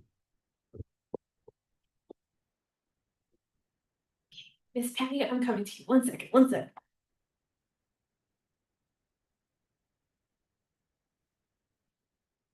Thank you. In Dr. Guthick's class, we've been dissecting the textbook study, and recently in the news, the senator, I guess it's Rules and Finance, they're deciding that next year's budget is going to be based on performance-based budgeting. And I would just like to ask all of you, including the chief of the prison, are we ready for that in terms of your manpower? And just in general, from the executive branch and from the legislative branch, are we prepared for that pivot? And I'd just like to hear what you'd have to say about what we could look forward to in the next budget cycle. I'll go ahead and start. We should be ready. Okay, I think that's an expectation that the community has of its government, is that we just not wantonly just give them a check and say, okay, go on and perform the services. But what are those services? What are those measures or those performances that the agency provides to the community, and how can we measure it to measure its effectiveness? Beyond the performance measures of the regular budget, just know there's also going to be legislation that puts the same performance measures if you want supplemental funding or to keep your lapse funding. And I think that the community and the government itself deserve it, to be able to ensure that the money that we're using, if you're going to say that I am going to be able to accomplish these goals, these objectives, to meet these goals within a certain time period, well, let's put your feet to the fire. Let's make sure you use the money for that. There have been some instances where agencies have received funding, and they say that it is for a specific purpose, and then in midstream they ask for more funding for other purposes, only to find out at the end of the year that they had excess funds because what they said they were going to do in the front end, they never did, what they didn't, what they said they did, the supplemental funding for in the middle, they did, but they still have excess funding. So how effective, you know, did that agency use its funding? And it's purposeful because, you know, I mean, while we can enjoy that we've got funding to be able to provide these services, you can't take for granted that it's always gonna be there. And then, as we all know, the cost of goods, and, you know, and all the other things associated with those services continue to rise. We gotta make sure that we're able to meet those, you know, those demands. So, to answer your question, they should. It should be, it should not come as a surprise. And will it take extra individuals? No. It'll just take the individuals that you have to be able to do the work. I've been a fan and open to performance-based or zero-based budgeting. And actually, it's been on the books for quite a while. The bureaucracy of the government of Guam, are they ready? I would say they're probably not. Are they going to have to be ready? They're going to have to be ready because there's a mandatory requirement, and Ways and Means, you know, is requiring of it. So people are going to have to change the way that they operate. And I think that probably the change in budgetary format is going to be necessary because the reality is that the legislature also has reduced the funding of the government through, you know, through its policy of reducing BPT. So I think that's going to probably be a big aid for legislators to have to make choices within the three priorities of government: public health, safety, and education, to figure out where their priorities are going to be and to expose where their priorities are going to be. I'll just say that in budgeting, a lot of times the cuts happen at the revenue producing agencies. That being said, we shouldn't, you know, I'm very open-minded. Just like how I'm dealing with the disruption and the change in the federal level, you know, you have to respect that the legal authority to set priorities and expenditures comes from the legislative branch. We in the executive are there to carry out the mandates and to provide and attempt to provide public service to the expectation of the public.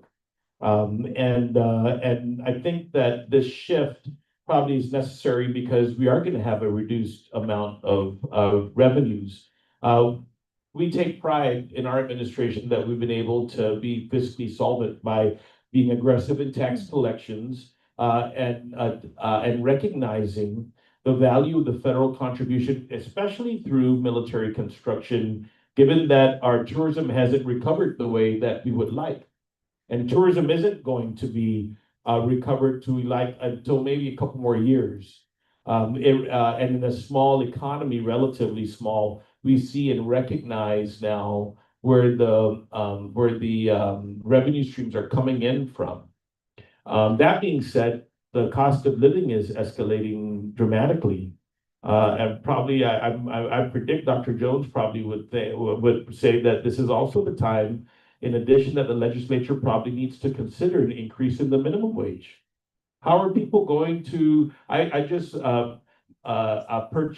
went and purchased some food for my mom who's sick.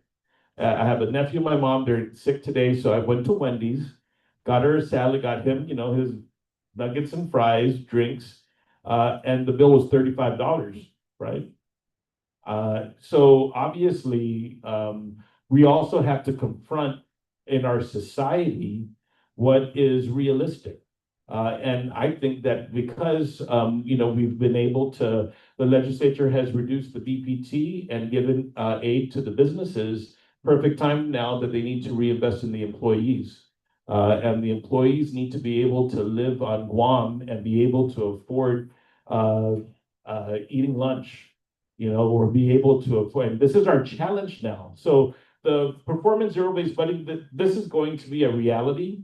The bigger job that we all have now is, you know, this inflation and the cost of living escalating so high because of the different dynamic factors. We're privileged, by the way, to only have a 3.8% unemployment rate. That being said, there's still a lot of a need in the private sector and the economy for employees.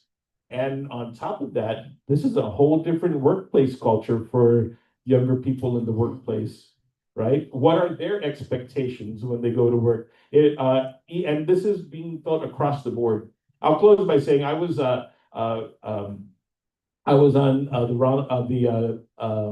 Roosevelt, the aircraft carrier, months ago and spent the night. First, it's a real interesting thing, right? And that dinner, I was asking the command staff, how is dealing with how are the new generation of sailors and Marines on board this aircraft carrier? How has that changed? Everybody started chuckling. Well, we have satellite communications to connect because our younger service members need to be connected to the outside world through social media or they're going to quit. These are the new realities facing our, so many interesting, but back to the point, Patty, I've never been fearful of it. Honestly and realistically, do I think the bureaucracy is ready for it? I think it might be a little bit messy for the first year, but they're gonna have to adjust. That is the mandate of the legislature, and the legislature has a legal authority to mandate that from us. Thank you. I'd like to, that's very good, Governor, but I also want to say that if we were gonna go performance-based budget, bring it on the Department of Corrections, because we have one caseworker to 100+ inmates. We have 200 officers for 950 inmates and detainees. So just do the math. If you look at the domes, we have 2 officers to 80 detainees average. Okay, so I would love to see what those deliverables are, what is going to come forth from a return on investment. What are those deliverables? Because we can work it.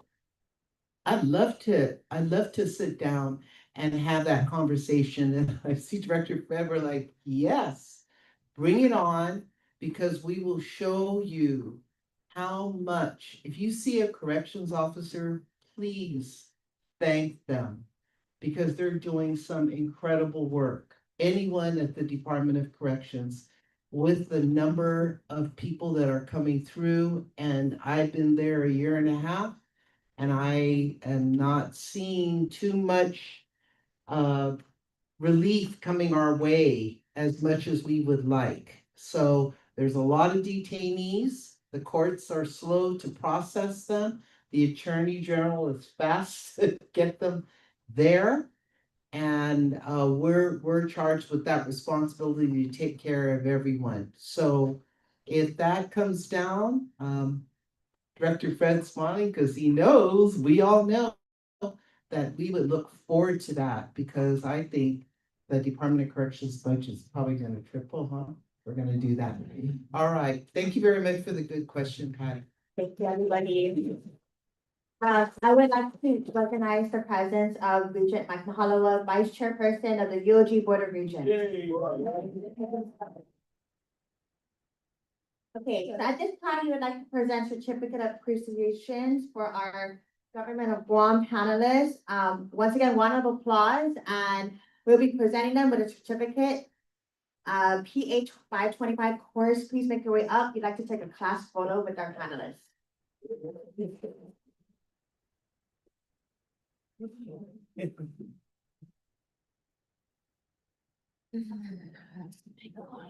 Did you go down first? You're gonna go down?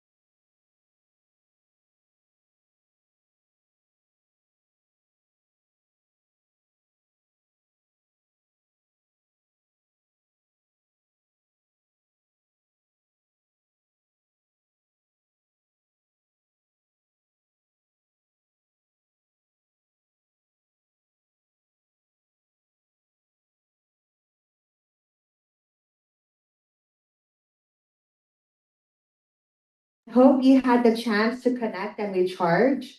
Now let's continue with this last segment of our program. Our next session will focus on our youth panel, where we will introduce individuals in our island community with roots to University of Guam and learn from their experiences as former or current students who are now in the workforce and youth leaders in our island.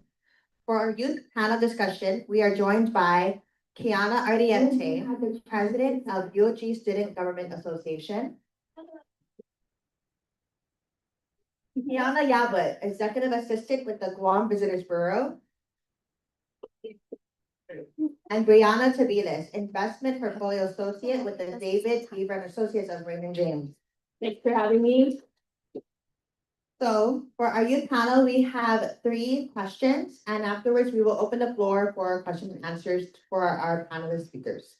The first is maybe for Ms. Key. We'll start with you. As young leaders in Guam and the Pacific, how do you see traditional values like inapamalit, respect for elders, and community decision-making influencing how your generation participates in democracy today? And have you been involved in any programs or initiatives that blend traditional leadership with modern civic engagement? Thanks for that question, Chairman Nahalawa. So in my capacity as the president of the Student Government Association, and around the same time last year, UOG faced a backpedaling of $4 million that was supposed to be for deferred maintenance projects as a result from Typhoon Mawar, right? And I'm a big proponent of grassroots and actually going out there and speaking to people and letting them know, hey, this is what's going on. And I think that the way that we were able to get our youth and students to come out to participate in the rally, the peaceful protest rally to fight back for our $4 million for the University of Guam was not only public relations efforts, because there's students out there, there's youth out there who are very engaged with social media. But I'm also thinking of those who aren't that engaged in Instagram, and they don't really care to read the news, Guam PDN, etc. So it was around 9 p.m. at night. I was in sweats and a shirt. I decided to walk to the dormitories here at UOG and speak with whoever was there. There were like a couple students that were hanging out in the lounge room. I told them, hey, this is how it affects you as a student. And yeah, just as a student at UOG, I told them, took the time to let them know this is what's going to happen if we don't get that $4 million back. And their response to me was, oh, I didn't even know that UOG is going through this. Oh, I never saw the flyer going around about the protest or the rally that's going on the very next day. So, and through that, alongside the grassroots method of engaging physically with people and the youth, I think terminology, jargon, making it simple for the youth to understand, because if I was talking to, for example, Steph, and I'm like, procurement is such a long process, the typical student would be like, what's procurement? I'm bored. I don't want to listen to what you have to say about procurement. But explaining to them what and how procurement affects the way public and private sectors work. Yeah, I think, and through anathema, like always, working together for the greater good.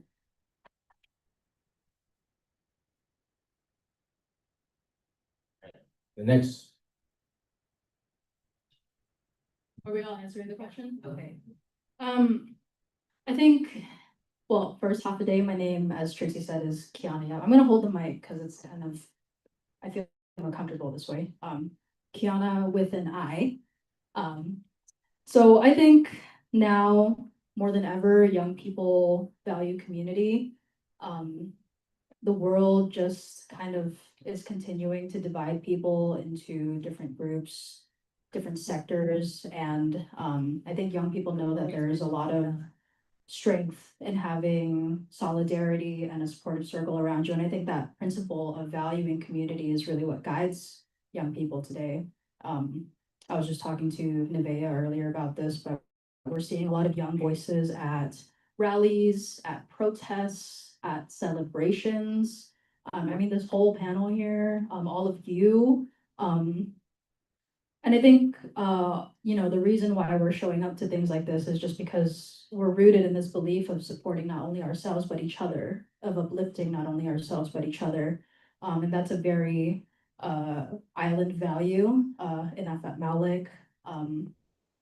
So, yeah, I think in that way, being rooted in this idea of showing up for your community has translated into younger people showing up at all of these different spaces. I think we see more young people now, more than probably ever before, at positions of power, and we're rising and we're speaking up, and we're no longer indifferent to the things that we may have been indifferent about before.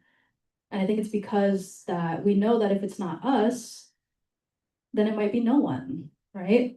And I think nothing really matters more to us than the people that we love and the people who surround us, and finding ways to help the people that surround us.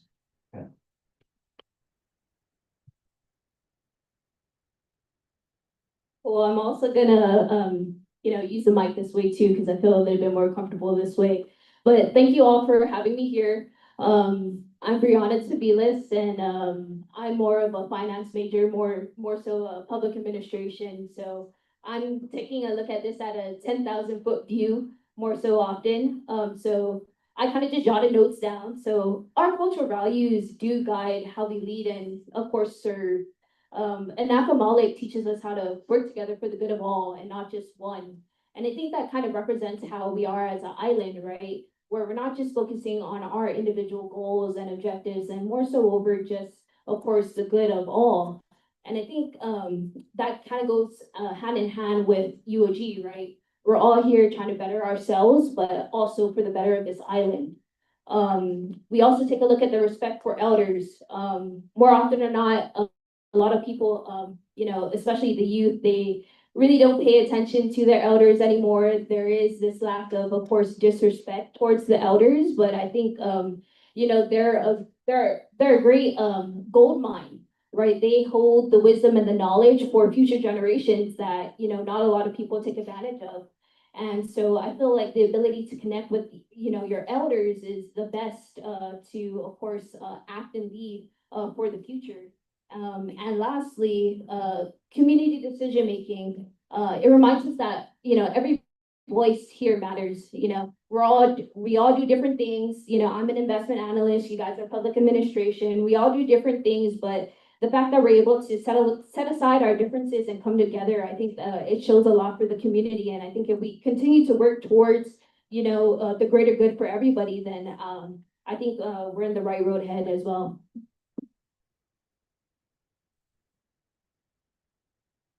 Thank you, ladies. Next question I have for you is, digital platforms are a huge part of how young people engage with their communities and politics. How have you or your peers used social media, apps, or other technology to amplify your voice, advocate for change, or participate in democratic process? And what challenges do you face in ensuring your online activism reaches the right audience or leads to real world impact?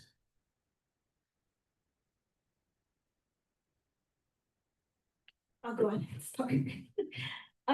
So the first panel, they talked a lot about the growing presence of AI. Misinformation and disinformation. Misinformation is sharing false information without the intent of sharing false information. And disinformation is to share information with the intent of misinforming the public. And I think, I think it was the speaker that spoke about like a picture of his mother or grandmother and how it was, it was all of a sudden it was able to move. I think that's very scary too. But I think coming from the younger demographic, I think we should, and I think also our professors at UOG, we are seeing that we are embracing the growing presence of AI. We could use it to not write our papers, but help us generate some ideas. And in terms of SGA, I think if you follow us on Instagram, every time that we have session, I always make it a point to my team that if the students don't know about it at least a week ahead, then there will be no student that will know about an event or know about a session. And then I want to revert back to my first answer in the first question, where jargon and terminology is just super, super important. Because again, a normal student, a normal person, a young adult doesn't really understand or care about procurement processes. But if we explain it in, our digital platforms, what is procurement? How does it affect our younger demographics or young adults in the workforce? Then very simple. It's very simple to put it simply. Just simplifying jargon and terminology, bills, budget, words like those. I think we should not dumb it down, but simplify it to where students are wanting to get to understand what these things mean, especially in the political and, governing arena. But yeah, thank you. That is a very good question. It's a very long question. Can you repeat the question, please? Just so everybody kind of remembers. Digital platforms are a huge part of how young people engage with their communities and politics. How have you or your peers used social media, apps, or other technology to amplify your voice, advocate for change, or participate in democratic process? And what challenges do you face in ensuring your online activism reaches the right audience or leads to real world impact? Okay.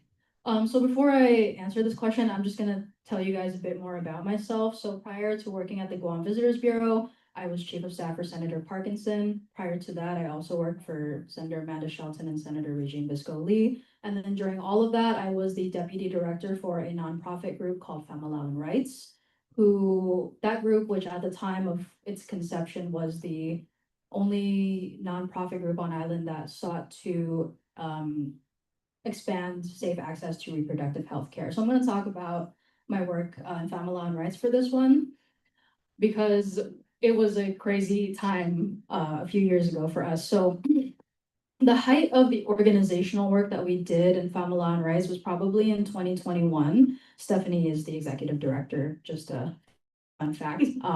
But basically, it's a really great story. There was a bill that came out in the legislature that sought to ban abortion after 6 weeks. And I just remember Steph and I reading the news, and we were just so scared and upset, and we were just really just feeling some type of way. And at that point, Famalawan Rights was basically just an informational Instagram page. It was like we had maybe 100 followers.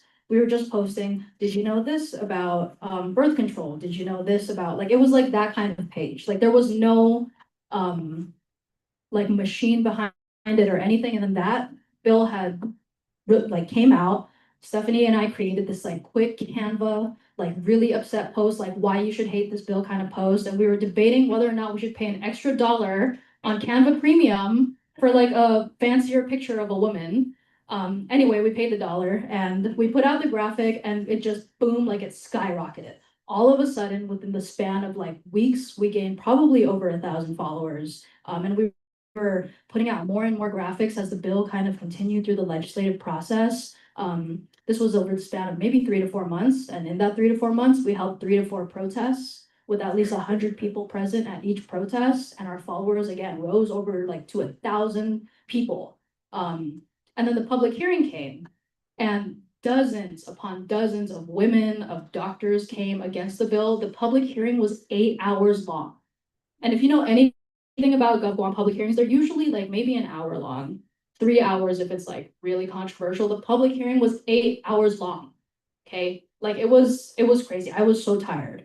And the committee report for the bill when it came out was like this thick. It was hundreds, if not maybe over 1,000 pages. So you know, so let me just explain how the bill came to a vote on the floor. And even then we had people like, if you've ever been at the legislature, like in the galley above, like watching them so we can hold our leaders accountable so that they would vote no against this bill that we felt so passionately about. And then the bill didn't pass. And it was great. It was, you know, we just turned this wave of anger and passion into proper physical action that led to the outcome that we had envisioned. And it was powerful. And quite frankly, I think it was like the beginning of a very important movement here. So that's the first part of the question. The second part of the question is, what challenges do you face in ensuring online activism leads to real world impact? So I think the hard part is going from how do you get someone who likes every single one of your posts to show up for you at an event that you need them to show up for? How do you get people online that resonate with your message to show up at a certain place, at a certain time, for a certain amount of time?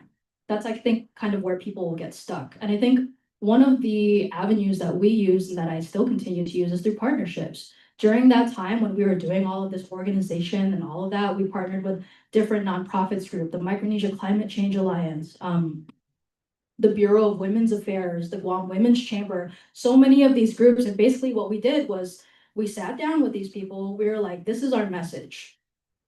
And those people were like, we resonate with that message. And so what they did was they got our message out to their people, and their people became our people. And those people show up for you, and they want to show up for you because they know that you're going to show up for them. And so I think having a really strong inner network after you kind of build your social media machine is really important, because you need real life people to make real life change. It's not just a double tap. It's not just clicking the 3 dots and clicking share to WhatsApp. It's not just any of that. You need real people that are willing to be part of something. And I think just having that inner network that cares and then expanding rather out of that is a good place to start. Yeah.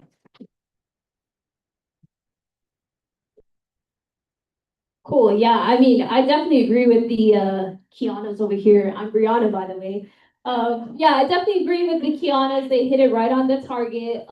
I think you know, social media, digital platforms, we're never gonna get away from it. It's always just gonna keep going up. I work for a wealth management firm, and so part of my job is always looking for innovation. And so to hear you guys talk about you know, artificial intelligence, we also use it on, of course, the financial industry side. We develop apps and, of course, different types of tools that you can use, of course, to better understand financial concepts, to make more informed decisions on that side of the house. But I really think it comes down to the point of, you know, showing up for people, and people only show up when, you know, I hate to say it, when there's benefits for them. And time and time again, right, you know, I've seen a ton of social media posts go over my Instagram, which is great. But, you know, I'm always thinking to myself, are these people actually going to take action afterwards? And so I really feel like the disconnect between technology and following through to the end result is, of course, the taking action part. And I feel like if there is solutions, the solutions need to, of course, benefit the people themselves, right? And so it can't just benefit one group of people, right? If we're talking about, you know, a specific topic with, of course, female rights, right? Of course, it's gonna, you know, center around, of course, women's rights, but I think it also needs to look at the broader aspect, you know, from a 10,000 foot view, because not a lot of people, of course, understand the jargon around it. So being able to simplify different concepts and things of that nature can also help as well.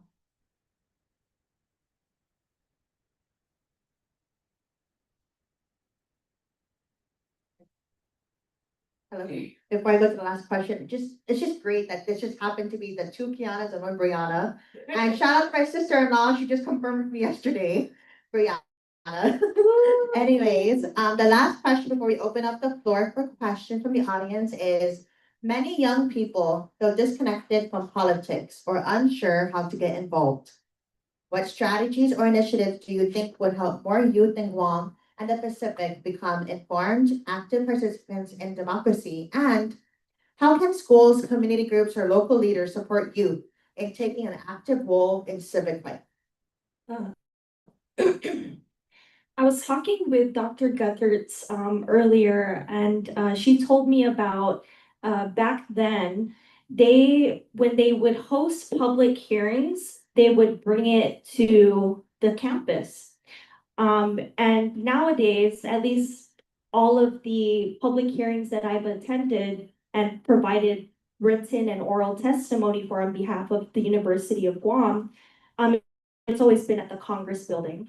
I think simply bringing that back, and bringing the public hearings back, like for example, if the University of Guam has a public hearing, I believe that the 38th legislature can benefit from more activity and engagement from those who actually attend the University of Guam if they were to host it, host a public hearing here.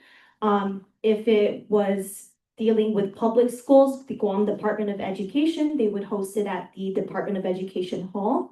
It's kind of like touching more so on like the town hall component, but we're making it public hearing and we're making it more accessible. I'm thinking of the students who don't have transportation they want to be involved, but they just don't have the means to, have someone drive them over to the Congress building, or simply they have class in an hour so that the time is very difficult. So maybe bringing that back. And then the second idea that I was also talking with Dr. Guthertz about was, and then the second part of the question was, how can schools, community groups, or local leaders support youth in taking an active role in civic life? We all know how charter schools are, right? And the amount of money per head per student. This idea of making a UOG Triton Academy, similar to how the Guam Community College does it with their 2x2 program. But this is more so UOG, right? We offer courses for high school seniors. They'll get credits and, for their curriculum in high school, and then also they are able to receive college credits at a collegiate level. And simply putting out courses, maybe AI aware, I don't know, something dealing with AI, or even civic, involving yourself with like civic governance. Yeah, I mean, those types of courses would be great. And yeah, I think if we support that, if we bring in a Triton Academy for UOG, that would be a great idea. And harping on what the other Kiana, the better Kiana said about the partnerships. We would definitely strengthen our partnerships, and partnerships, collaborations are just so important for community building. And also, she also mentioned about, what's a story that you can tell to people that people will naturally gravitate towards. And yeah, I think partnerships, collaboration, UOG Triton Academy. A lot of people who work at UOG are here today. Maybe we can make that happen. But yeah, that's my answer. Thank you.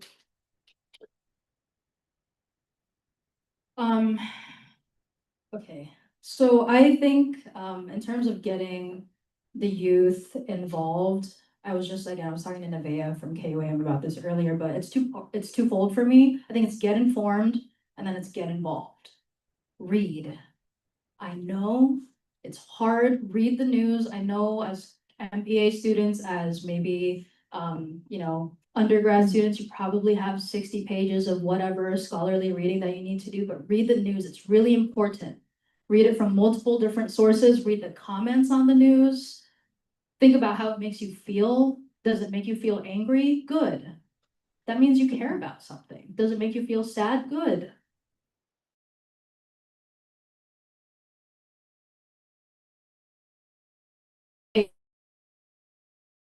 Happiness or sadness or anger or just pure euphoria, then learn about it. I have read about birth control. It's but like become hyperfixated on it and then find out how you can be part of whatever it is that you're passionate, because I promise you someone's already out there doing the work and just waiting for you to join them. Like they're out there. Whatever group that you think you can create, it's probably already there. Just join them. Build on their movement. Be part of something. Be part of a community that we talked about earlier. So I think that's for me, the first half of the question is get informed, get involved, okay? And then in terms of how can schools, community groups, or local leaders support youth and take an active role in civic life? I think a lot of the times, what people will answer to this question is they say, let's just give the youth a seat at the table, right? A seat at the adults' table, a seat at the table, that concept. But, and I can tell you this from personal experience, it is not uncommon for a youth member, a youth representative to be given a seat at the adults' table and then not be able to have anything to eat at the table, not be a true part of the conversation. I've been on a bunch of panels when I was in the Guam Youth Congress, where I was the youth member, and it was like 30 minutes for everyone over 40 and then like 10 minutes for me. And it's not enough. We need a proper voice. We need, I don't know, older people to care, to listen and not sweep us under the rug because we're inexperienced or we don't have real world experience, which is crazy because we are the real world and we're living in the real world. There was one, and I'm going to tell you, this was a life-changing moment for me. I was 21 years old. I was in the Guam Youth Congress. I was invited to speak at a panel for the United Nations. It was during COVID, so it was via Zoom, but I would have loved to go to France. But it was on Zoom, and it was a panel about environmental justice because my platform at the time centered around environmental justice. And in that room of scholars, of people who had been studying for many more years than I have been alive, I just remember when it was my turn to speak, how everybody, even on Zoom, was like fully engaged and just listening. And then after the panel, the other panelists were like, oh my gosh, like, this is so important. Like, we are so glad you're here. Like, we see you and we hear you and we care. Like, in that moment, I wish everybody under the age of 25 in this room or older than the age of 25 could feel that way in their life in the way that I felt in that moment. That I felt that I could just do anything and conquer anything and just be something, some kind of change that I wanted to see in my community or in my life. It was a very important feeling for me. And to kind of just finish my answer to this question, you know, what can you do for us is just care. Because I promise you, and I promise all of you, the moment a young person under the age of 25, under the age of 10, the moment they feel like an adult doesn't care about them, they're gonna give up. And it is so important to have an environment where we're uplifting our youth, where we're properly advocating for them, where we say, hey, what you say matters, and we're gonna bring it to the table and then do something about it. So sorry, that was like, whoa, my heart's racing. Yeah, that's all.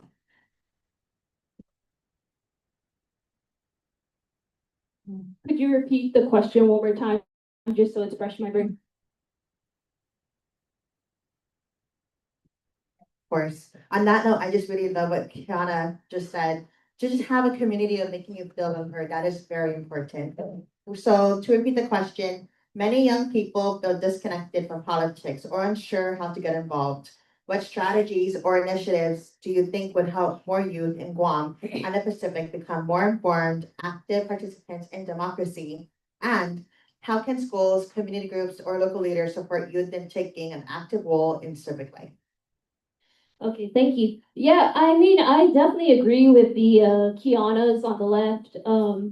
I Feel honestly better, think Kiana. I honestly think that you know, many young people feel you know, a bit disconnected from of course politics, and you know, are not even sure how to get into this realm of, you know, this focus or this area. But I also think it's just, you know, not the youth. I honestly think it could also be, you know, people above 25 and, you know, like the older generations as well. And I honestly think that's because of there's a lack of trust, right? That's created within the government or within the policies or bills or, you know, what you might have it. But I also think there's also the lack of, you know, the expectation of results, right?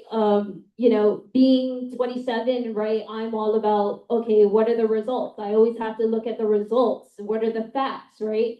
And so in the economy, you can look at the probabilities and, you know, different things of that nature, but what it comes down to is of course the results.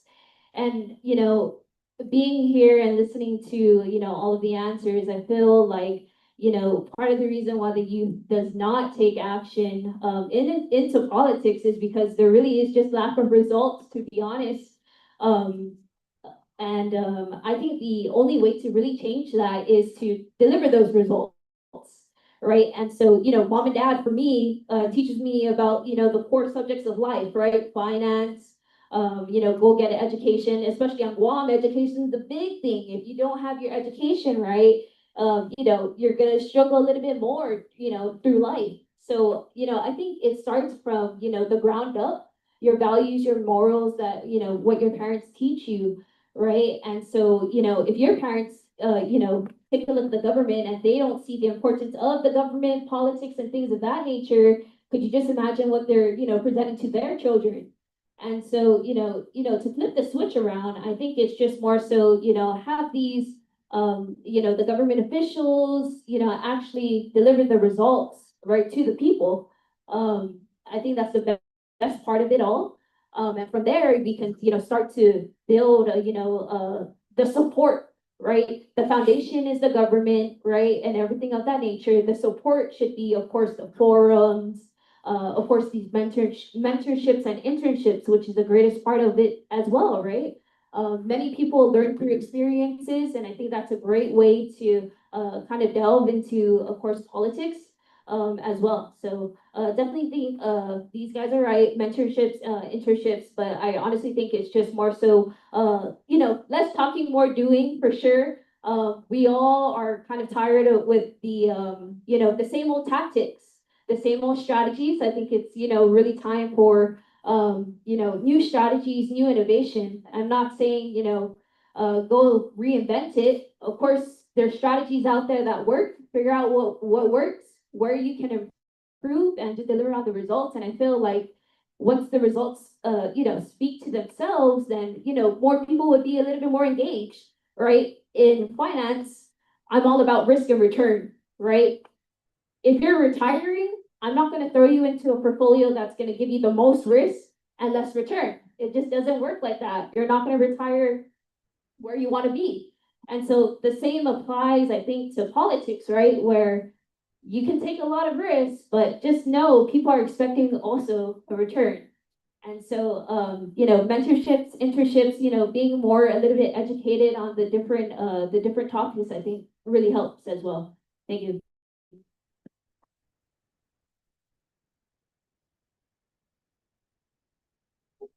Thank you to our panel for their incredible insights. Now it's time to open the floor for Q&A session. Please just raise your hand if you have any questions for our panelists.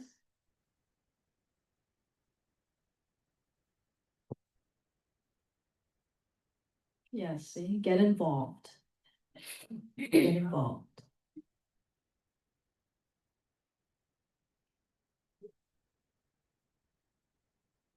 Okay, thank you guys for coming to this conference. I just have a question here. So with the use of social media, there are great opportunities for younger people to stand up for what they believe in. However, the Marianas is small, right? Any stand that we take could feel as if, could pose as a challenge to a real person on the other end. We don't have a screen to protect us like the States. I do think it's important, right? So my question is, what advice do you have to younger people who are early in their careers, who want to make a difference, but have a very valid fear that it could burn bridges early in their career? That is a very good question. I have spoken a lot up here about my stance on abortion and about women's reproductive health care. And in a Catholic island, a lot of the times that does not fly.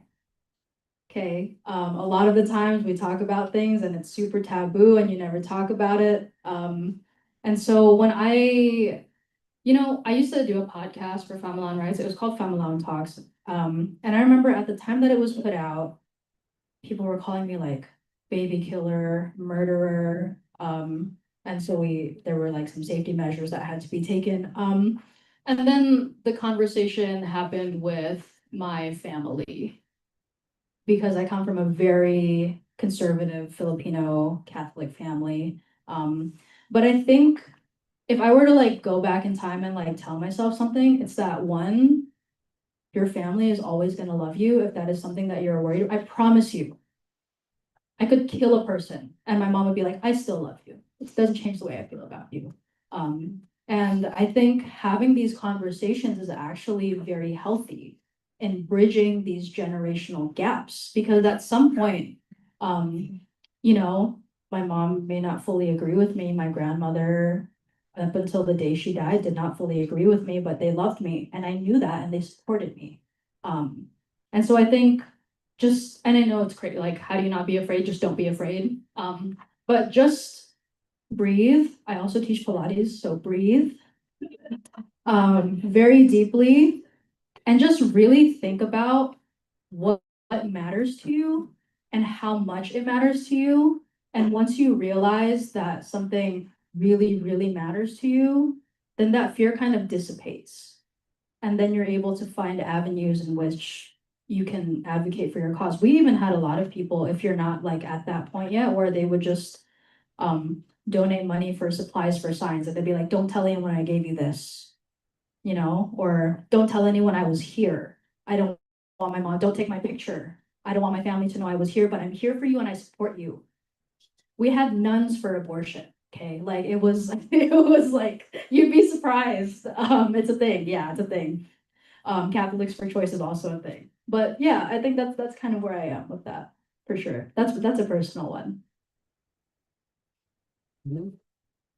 No, I wish. Good afternoon. My name's Rob Jackson. I have a business Rob knows, right? Yeah. So I wouldn't say that I'm here as part of kind of the public community involvement in this.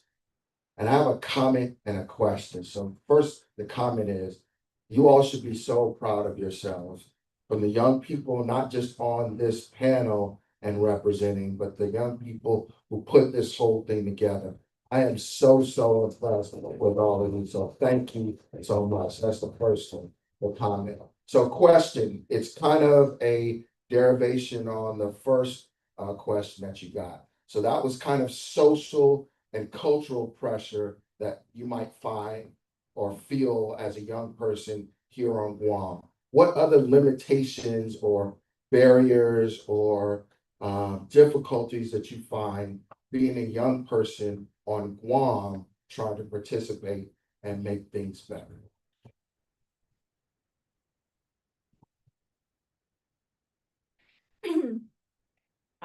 I'll share a story about Gregory Watson, and Gregory Watson was a student. I forgot if it was University of Pennsylvania, University of Texas, is it?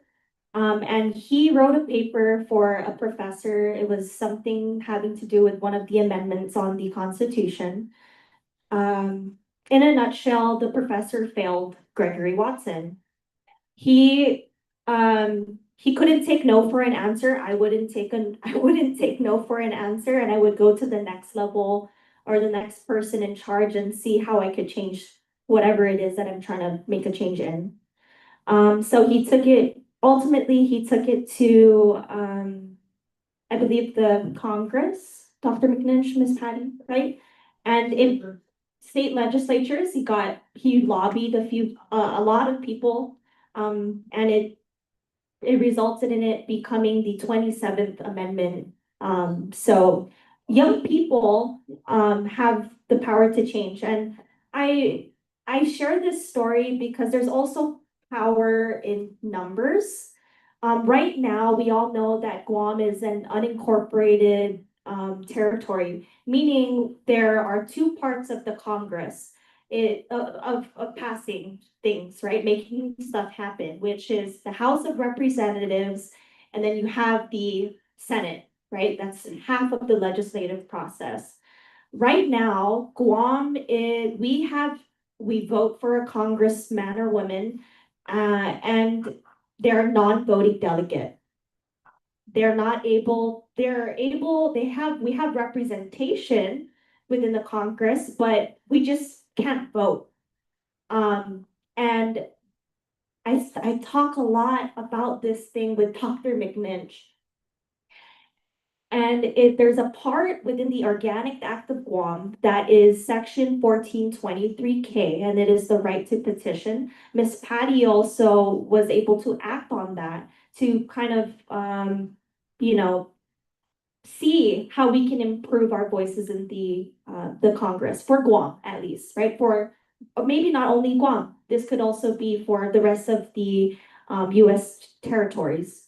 But there is a power in numbers. If more people know about it, if more of the youth know about the importance of having a vote in the Congress and how that could actually result in real impactful change, then yeah, I don't know if that all made sense at the end, but all I'm trying to say is that there is power in numbers, even if it's behind the screen. But yeah, power numbers.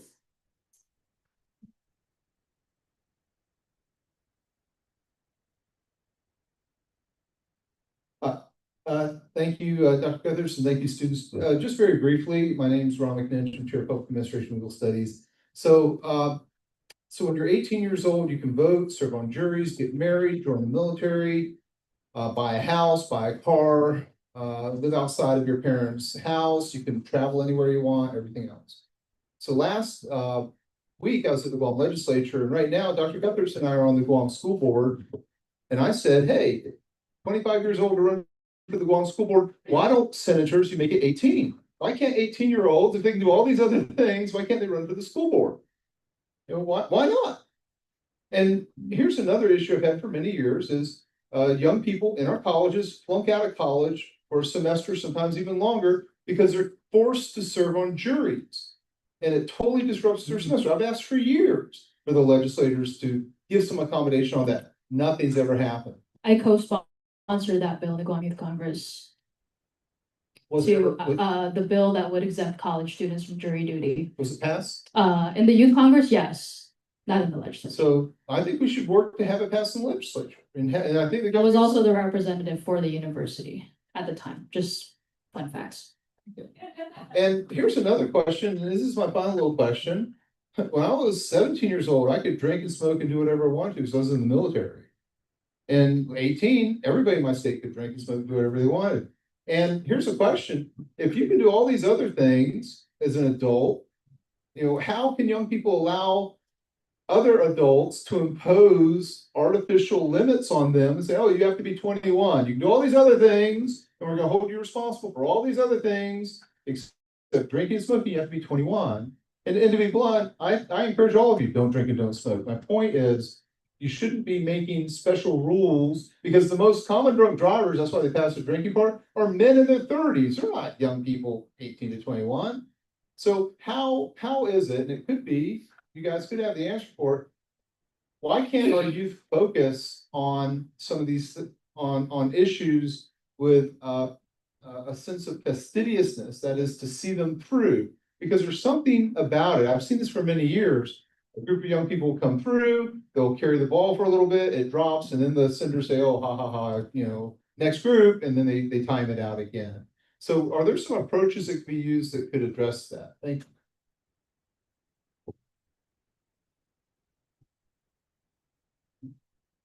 Yeah, I mean, I definitely think that, everyone should do whatever they want to do for sure. I definitely believe in that.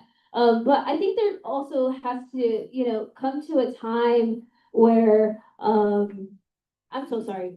Repeat your last question. I just want to make sure I'm getting the right words in place.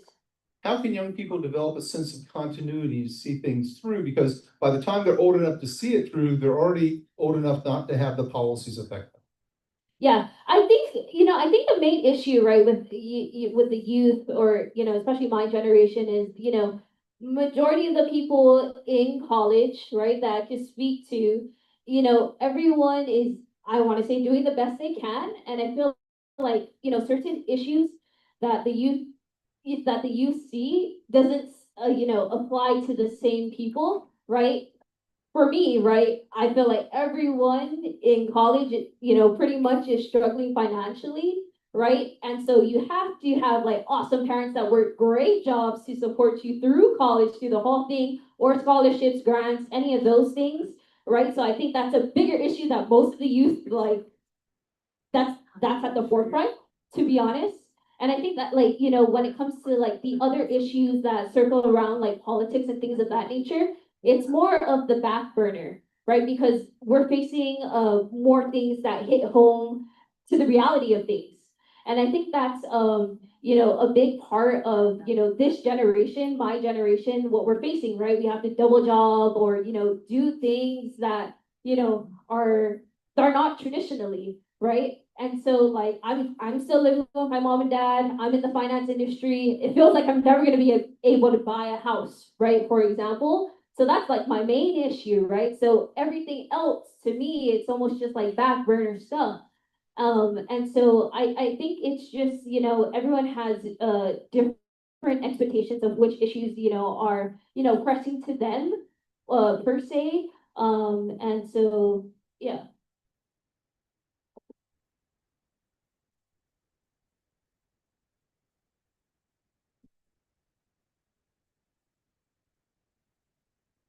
Let's say something. Actually, I don't think you use anybody anyway. Couple items, okay, I just wanna emphasize, okay, is that the University of Guam Board of Regents, we have a student regent. And he or she has the same status as the rest of the members. And we take this, I'm making this comment because as far as the University of Guam is concerned, I listened to that student. Why? He or she represents 2,500 souls, 2,500 voters out there, okay? And I think one of the issues we have right now on Guam is the youth is not really looked at, okay? Because you're youth. But there's one thing that the youth has, and that's numbers. You have a very powerful voting bloc. I'm talking about, let's say 25 down to 18. You can rule the ballot box. The problem is that you need to get a method or methodology to get this group joined together. And that's the issue. The reason why the older people like my generation, I guess, is that we're disjointed, and then we're gonna go and tell you guys what to do because we're used to doing that. But you guys have power. I'm very, very, I know all the kids, especially the young people that are in different industries, they're doing a damn good job. I'm gonna tell you right now. There's no difference between you and the other person except experience. The experience is what's in the past. You guys represent the future. And I'll be the first one to tell you, if I look at a phone and need to change something, I'm looking for my daughter, how do I do this? But in the same token, if she needs something to talk about what happened in the past, she comes to me. So there's a synergy that goes out there. And I think that the manager synergy would go a long way to making things better. Here at the University of Guam, we really push individualism and we want your input. I think that's important. And I think that this is a good this is a good conference, and I think that it really comes down to generational, guys. It comes down to generation. The guys that are on the top, they're the ones that make the major decisions, the bills and everything. They're setting the ways. So you coming in with new ideas and and that becomes the conflict. But it's a good conflict because it's the passage of one generation into another one. And I think it would go a long way. But as far as the University of Guam is concerned, you're very valuable. You're the majority of the people here. And I'll fight you all the way. I'll fight and support you all the way. That's what I mean. Sorry about that. But I gotta wake up some of the people back here. But anyway, like I mentioned, okay, that this is this whole conference, whole method that we're doing. You guys are setting your own course. You're setting your own course. And that's what's going to be good because, and let's face it, 4 years from now, we have another group coming in, and you're going to be confronting that also. I like that each one of you have done very well in your respective field. You're very aggressive, and things have happened, and you took advantage. And I think that's a good thing. Thanks, guys. I also love that the panel is all ladies, and yeah, I love that. Ladies and ladies. Any more questions before we wrap up this conference? Go Andy. I love how many questions there were. This is really This is so popular panel, I think, with questions. really I love it. intense. Yeah, I'm here for it. So you talked about a lot about being informed. How do we ensure that our advocacy is built on factual information and not just what we feel about a certain topic? Yeah, I think that's a very good question. I think one of the main problems with the internet at large is that there's just so much information and some of it is good, some of it is bad, some of it is right, some of it is wrong. So I think it's really just the job of the user to kind of decipher. I like to cross-check very good. So if I, read a news article from CNN, I'll read it on Fox, I'll read it on NBC, I'll read it on NPR, just to see how everybody is framing it. And then there's also a lot of databases where you can check statistics, government websites, a lot of credible research groups that also do polling. So double check your data for sure. Read material that has been peer reviewed. What you do in college, basically. I was a poli-sci and public administration double major, and Dr. McNinch will never let me forget that I was a political science major. Read peer reviewed things, read the comments on things, see what people say about it. And if you're like, oh, this person says it's sus, maybe I should look it up some more, or so just always, it's really hard, right? Because we, Brianna said, we're all just trying to survive. I live by myself. I just recently moved out of my parents' house. I'm very fortunate to have moved out of my parents' house. I don't have a lot of money every month anymore, but I'm also just trying to make rent, okay? I pay a lot for my apartment. And so I know it's hard, but I think, again, just having that, even if it's the tiniest little flame inside, you just become obsessed, become hyper fixated, just let it become you and you become it. And you kind of just are able to guide yourself in the right direction. I also want to add to that as well as trust but verify. For example, my mom, she loves Facebook, and whatever she sees online, she will send it to me. She'll screenshot the post and she'll send it to me, saying did you know drinking water 5 times a day will decrease cancer in your body or whatever. But it's always trusting but verify, making sure, like what Kiana said, the information that you're getting is from credible sources, peer-reviewed papers, scholarly articles. I think algorithm too plays a big role in the type of things that you consume online. So for example, if I love Kamala Harris and all I see on my feed is I love Kamala Harris, all I'm gonna see is I love Kamala Harris. I'm a Democrat, blah, blah, blah. But for the for the other user, if all they're consuming is I hate Trump, they're also gonna, all the rest of the things that they're gonna see on their feed is I hate Trump. I hate Republicans. That I'm just saying that, okay? I'm not saying anything, but just want to make it clear. Just an example, guys. Just an example. Just an example. Just an example. But algorithm plays a big role in the types of things that you consume as the user. But at end game, make sure all the things that you are consuming are from credible sources, and also do your part. If your mom or your brother, your sister, your cousins, your grandma, grandpa, if they're sending you information that you know isn't factually correct, then it is our responsibility to debunk that and provide them and direct them to the correct place where they can get that information.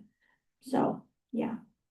Yeah, and I just want to add on that side of the house too. Yeah, that's a great point. I feel like the quickest way on Guam is to send it to your family group chat and everyone will be like, yes, no, I confirm, whatever it is. That's like the that's really the easiest way to do it on Guam, right? Everyone's in, multitude of group chats. So I feel like that's the fastest way to confirm whether something is true or not, right? If you don't want to go out and do your own research, but I strongly do recommend that. On the finance side of the house, I'm gonna bring it back home to my field, but all we do is, research and look at statistics, because that's all we have, right? As analysts, we're always trying to, predict and, what is forward-looking analytics, right? And I think that's the hardest part, right? No one knows. So I think using, of course, credible sources, checking in with the consensus, whether, one article says this, the other says that, what is the, the consensus output of all of it would also be a great idea with that.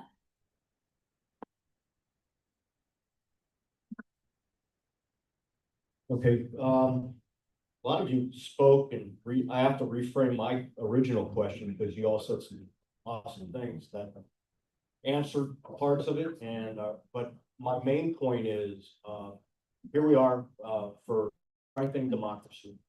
We've discussed youth advocacy, versus the state in your ways, the adults in the room being in charge. And it's time for you to stand up, all for it. Yeah, I'm part of the old, so. So I'll tell you my opinion on things like, language and verbiage. If we don't speak the same language, because you have a term that was never part of our lexicon. Maybe we don't understand it or we don't agree with how it's phrased. But yet the youth, to them, that's what it means. Like, for example, you mentioned, what was the term that you, sorry, Kiana with Kiana with an I? with an I? Okay, I don't want to get you mixed up. Yeah, what was your big advocacy for? Yeah. Oh, for family rights, the Oh, nonprofit group. For, abortion and. Uh-huh. You use a term that is just recently been incorporated in the rhetoric, correct? Okay, it's like, for example, for the LGBTQ and politics, it's gender affirming care is the term that's used. Words change all the time. So the way we words refer to change, things. language changes. Yeah. And it means different things to different Sure. people. So how can we have a debate, discuss it, and come to an agreement for a democracy that we're talking about? If those definitions don't jive between the age groups, you have to come to a consensus on what that definition means in order to have true discussion and talk about the same thing. You may be discussing one thing in a certain way, And as an old person, I'm discussing it in a different way, and we just disagree with each other, but in many ways, we're discussing the same issue. We may not agree. So. Strength in numbers, all these terms keep coming up, so yes, the youth are the future. So do the youth have a right to determine what the narrative is, or what the buzzwords are gonna be in their debates or their discussions in the future? And then we have to just accept that and meet you on your terms. Will that assist in this dialogue? I think that the general electorate is always going to be a mix of people in their 20s, 30s, 40s, 50s, 60s, 70s, 80s. And that's just how it is. You know, we have old people, we have young people. And your question on how do we agree on things?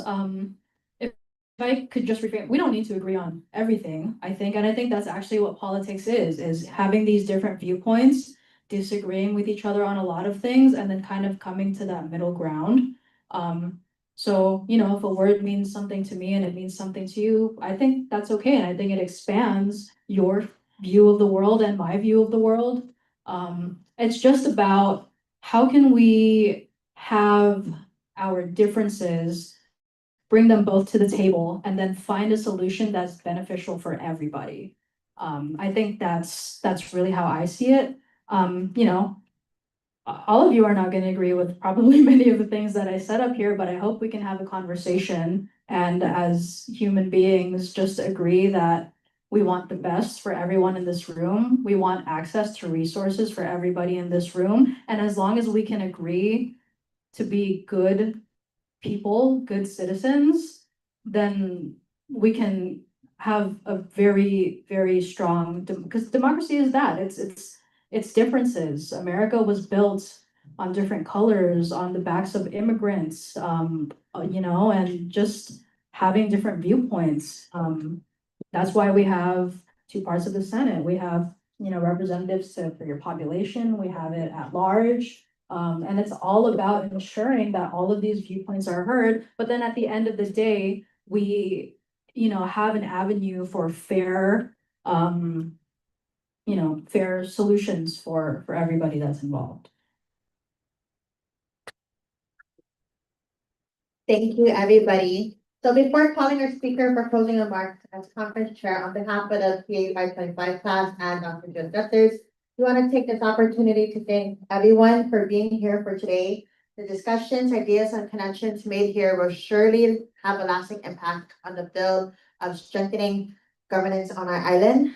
And I also like to thank our speakers, panelists, and sponsors for making this event possible. Your contributions have been invaluable, and we are grateful for your time and expertise. Ladies, please feel comfortable. We're gonna present you with something after our closing remarks. So at this time, we would like to welcome Mr. Mike Nahalawa, UG Board of Regents Vice Chairperson.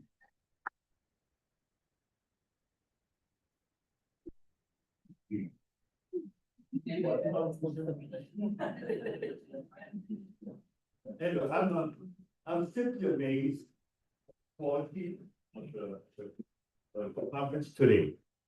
I think it's a result of the excellent teaching of the professor. Really, Dr. Butters and you know, I mean, you guys have really done a great job. And what's good about this is that this is the university and this is the future. And you guys are really doing, I think it's gonna be awesome for people of Guam. What I wanted to mention when the ladies were talking is, yes, you got different ideas and different generations, but what ties everything together? Respect. Respect from the younger, for the older people that taught me. Respect from the older to the young people that, hey, you're gonna take my position, I know where you're coming from. And I think that's a key. And I think right now this conference really showed the breadth of the knowledge and the effort and the respect, but also the effort. And I think that really signifies everything. On behalf of the Board of Regents of the University of Guam, I want to thank Dr. Guthers and your team and what you have performed. To too bad we couldn't get the whole island here, because I think there'd be a lot more information that goes out to a lot of people. But, you know, being the way it is, I want to thank you guys. I also want to single out, Chitsy and Jessica for doing a great job and putting it together. And I also want to mention these people going down the line. Lorenda Ardus, thank you. Elisa Janet Beneventi, same here. Jarek Benjamin, thank you. Cameron Chargaloff, great job. Patrick Chung, Patricia Diego, Jessica Igley, Mira Lewis Henrik, Rhea King, Evita Chi Laguanya, Julian Laxamana Jr., Yu Chien Den, Stephanie Lorenzo, Trinidad McDuff, McQueen Manning, Chatina Holowa, Shannon Pierre, China, Cesar Perez, Andriana Chirigo, Andy, Maria Teresa Regis Burrier, Tess, Colleen Roberto, Franco Rosario, Roland Rosario, Gerard Sablon, Ayana San Nicolas, Camille San Nicolas, Jessica Valencia Duenas, Hilaria Williams Duenas, and Jason K. Young. Guys, thank you so very much. I singled out each one of you members of the class. You know, this is all your result, your presentation. And I want to thank you guys very much. And as a member of the board, I'm honored. I'm honored to witness a great presentation from very, very educated people with a good effort, and just will continue to give credence and honor to the university. You guys are part of it. Thank you.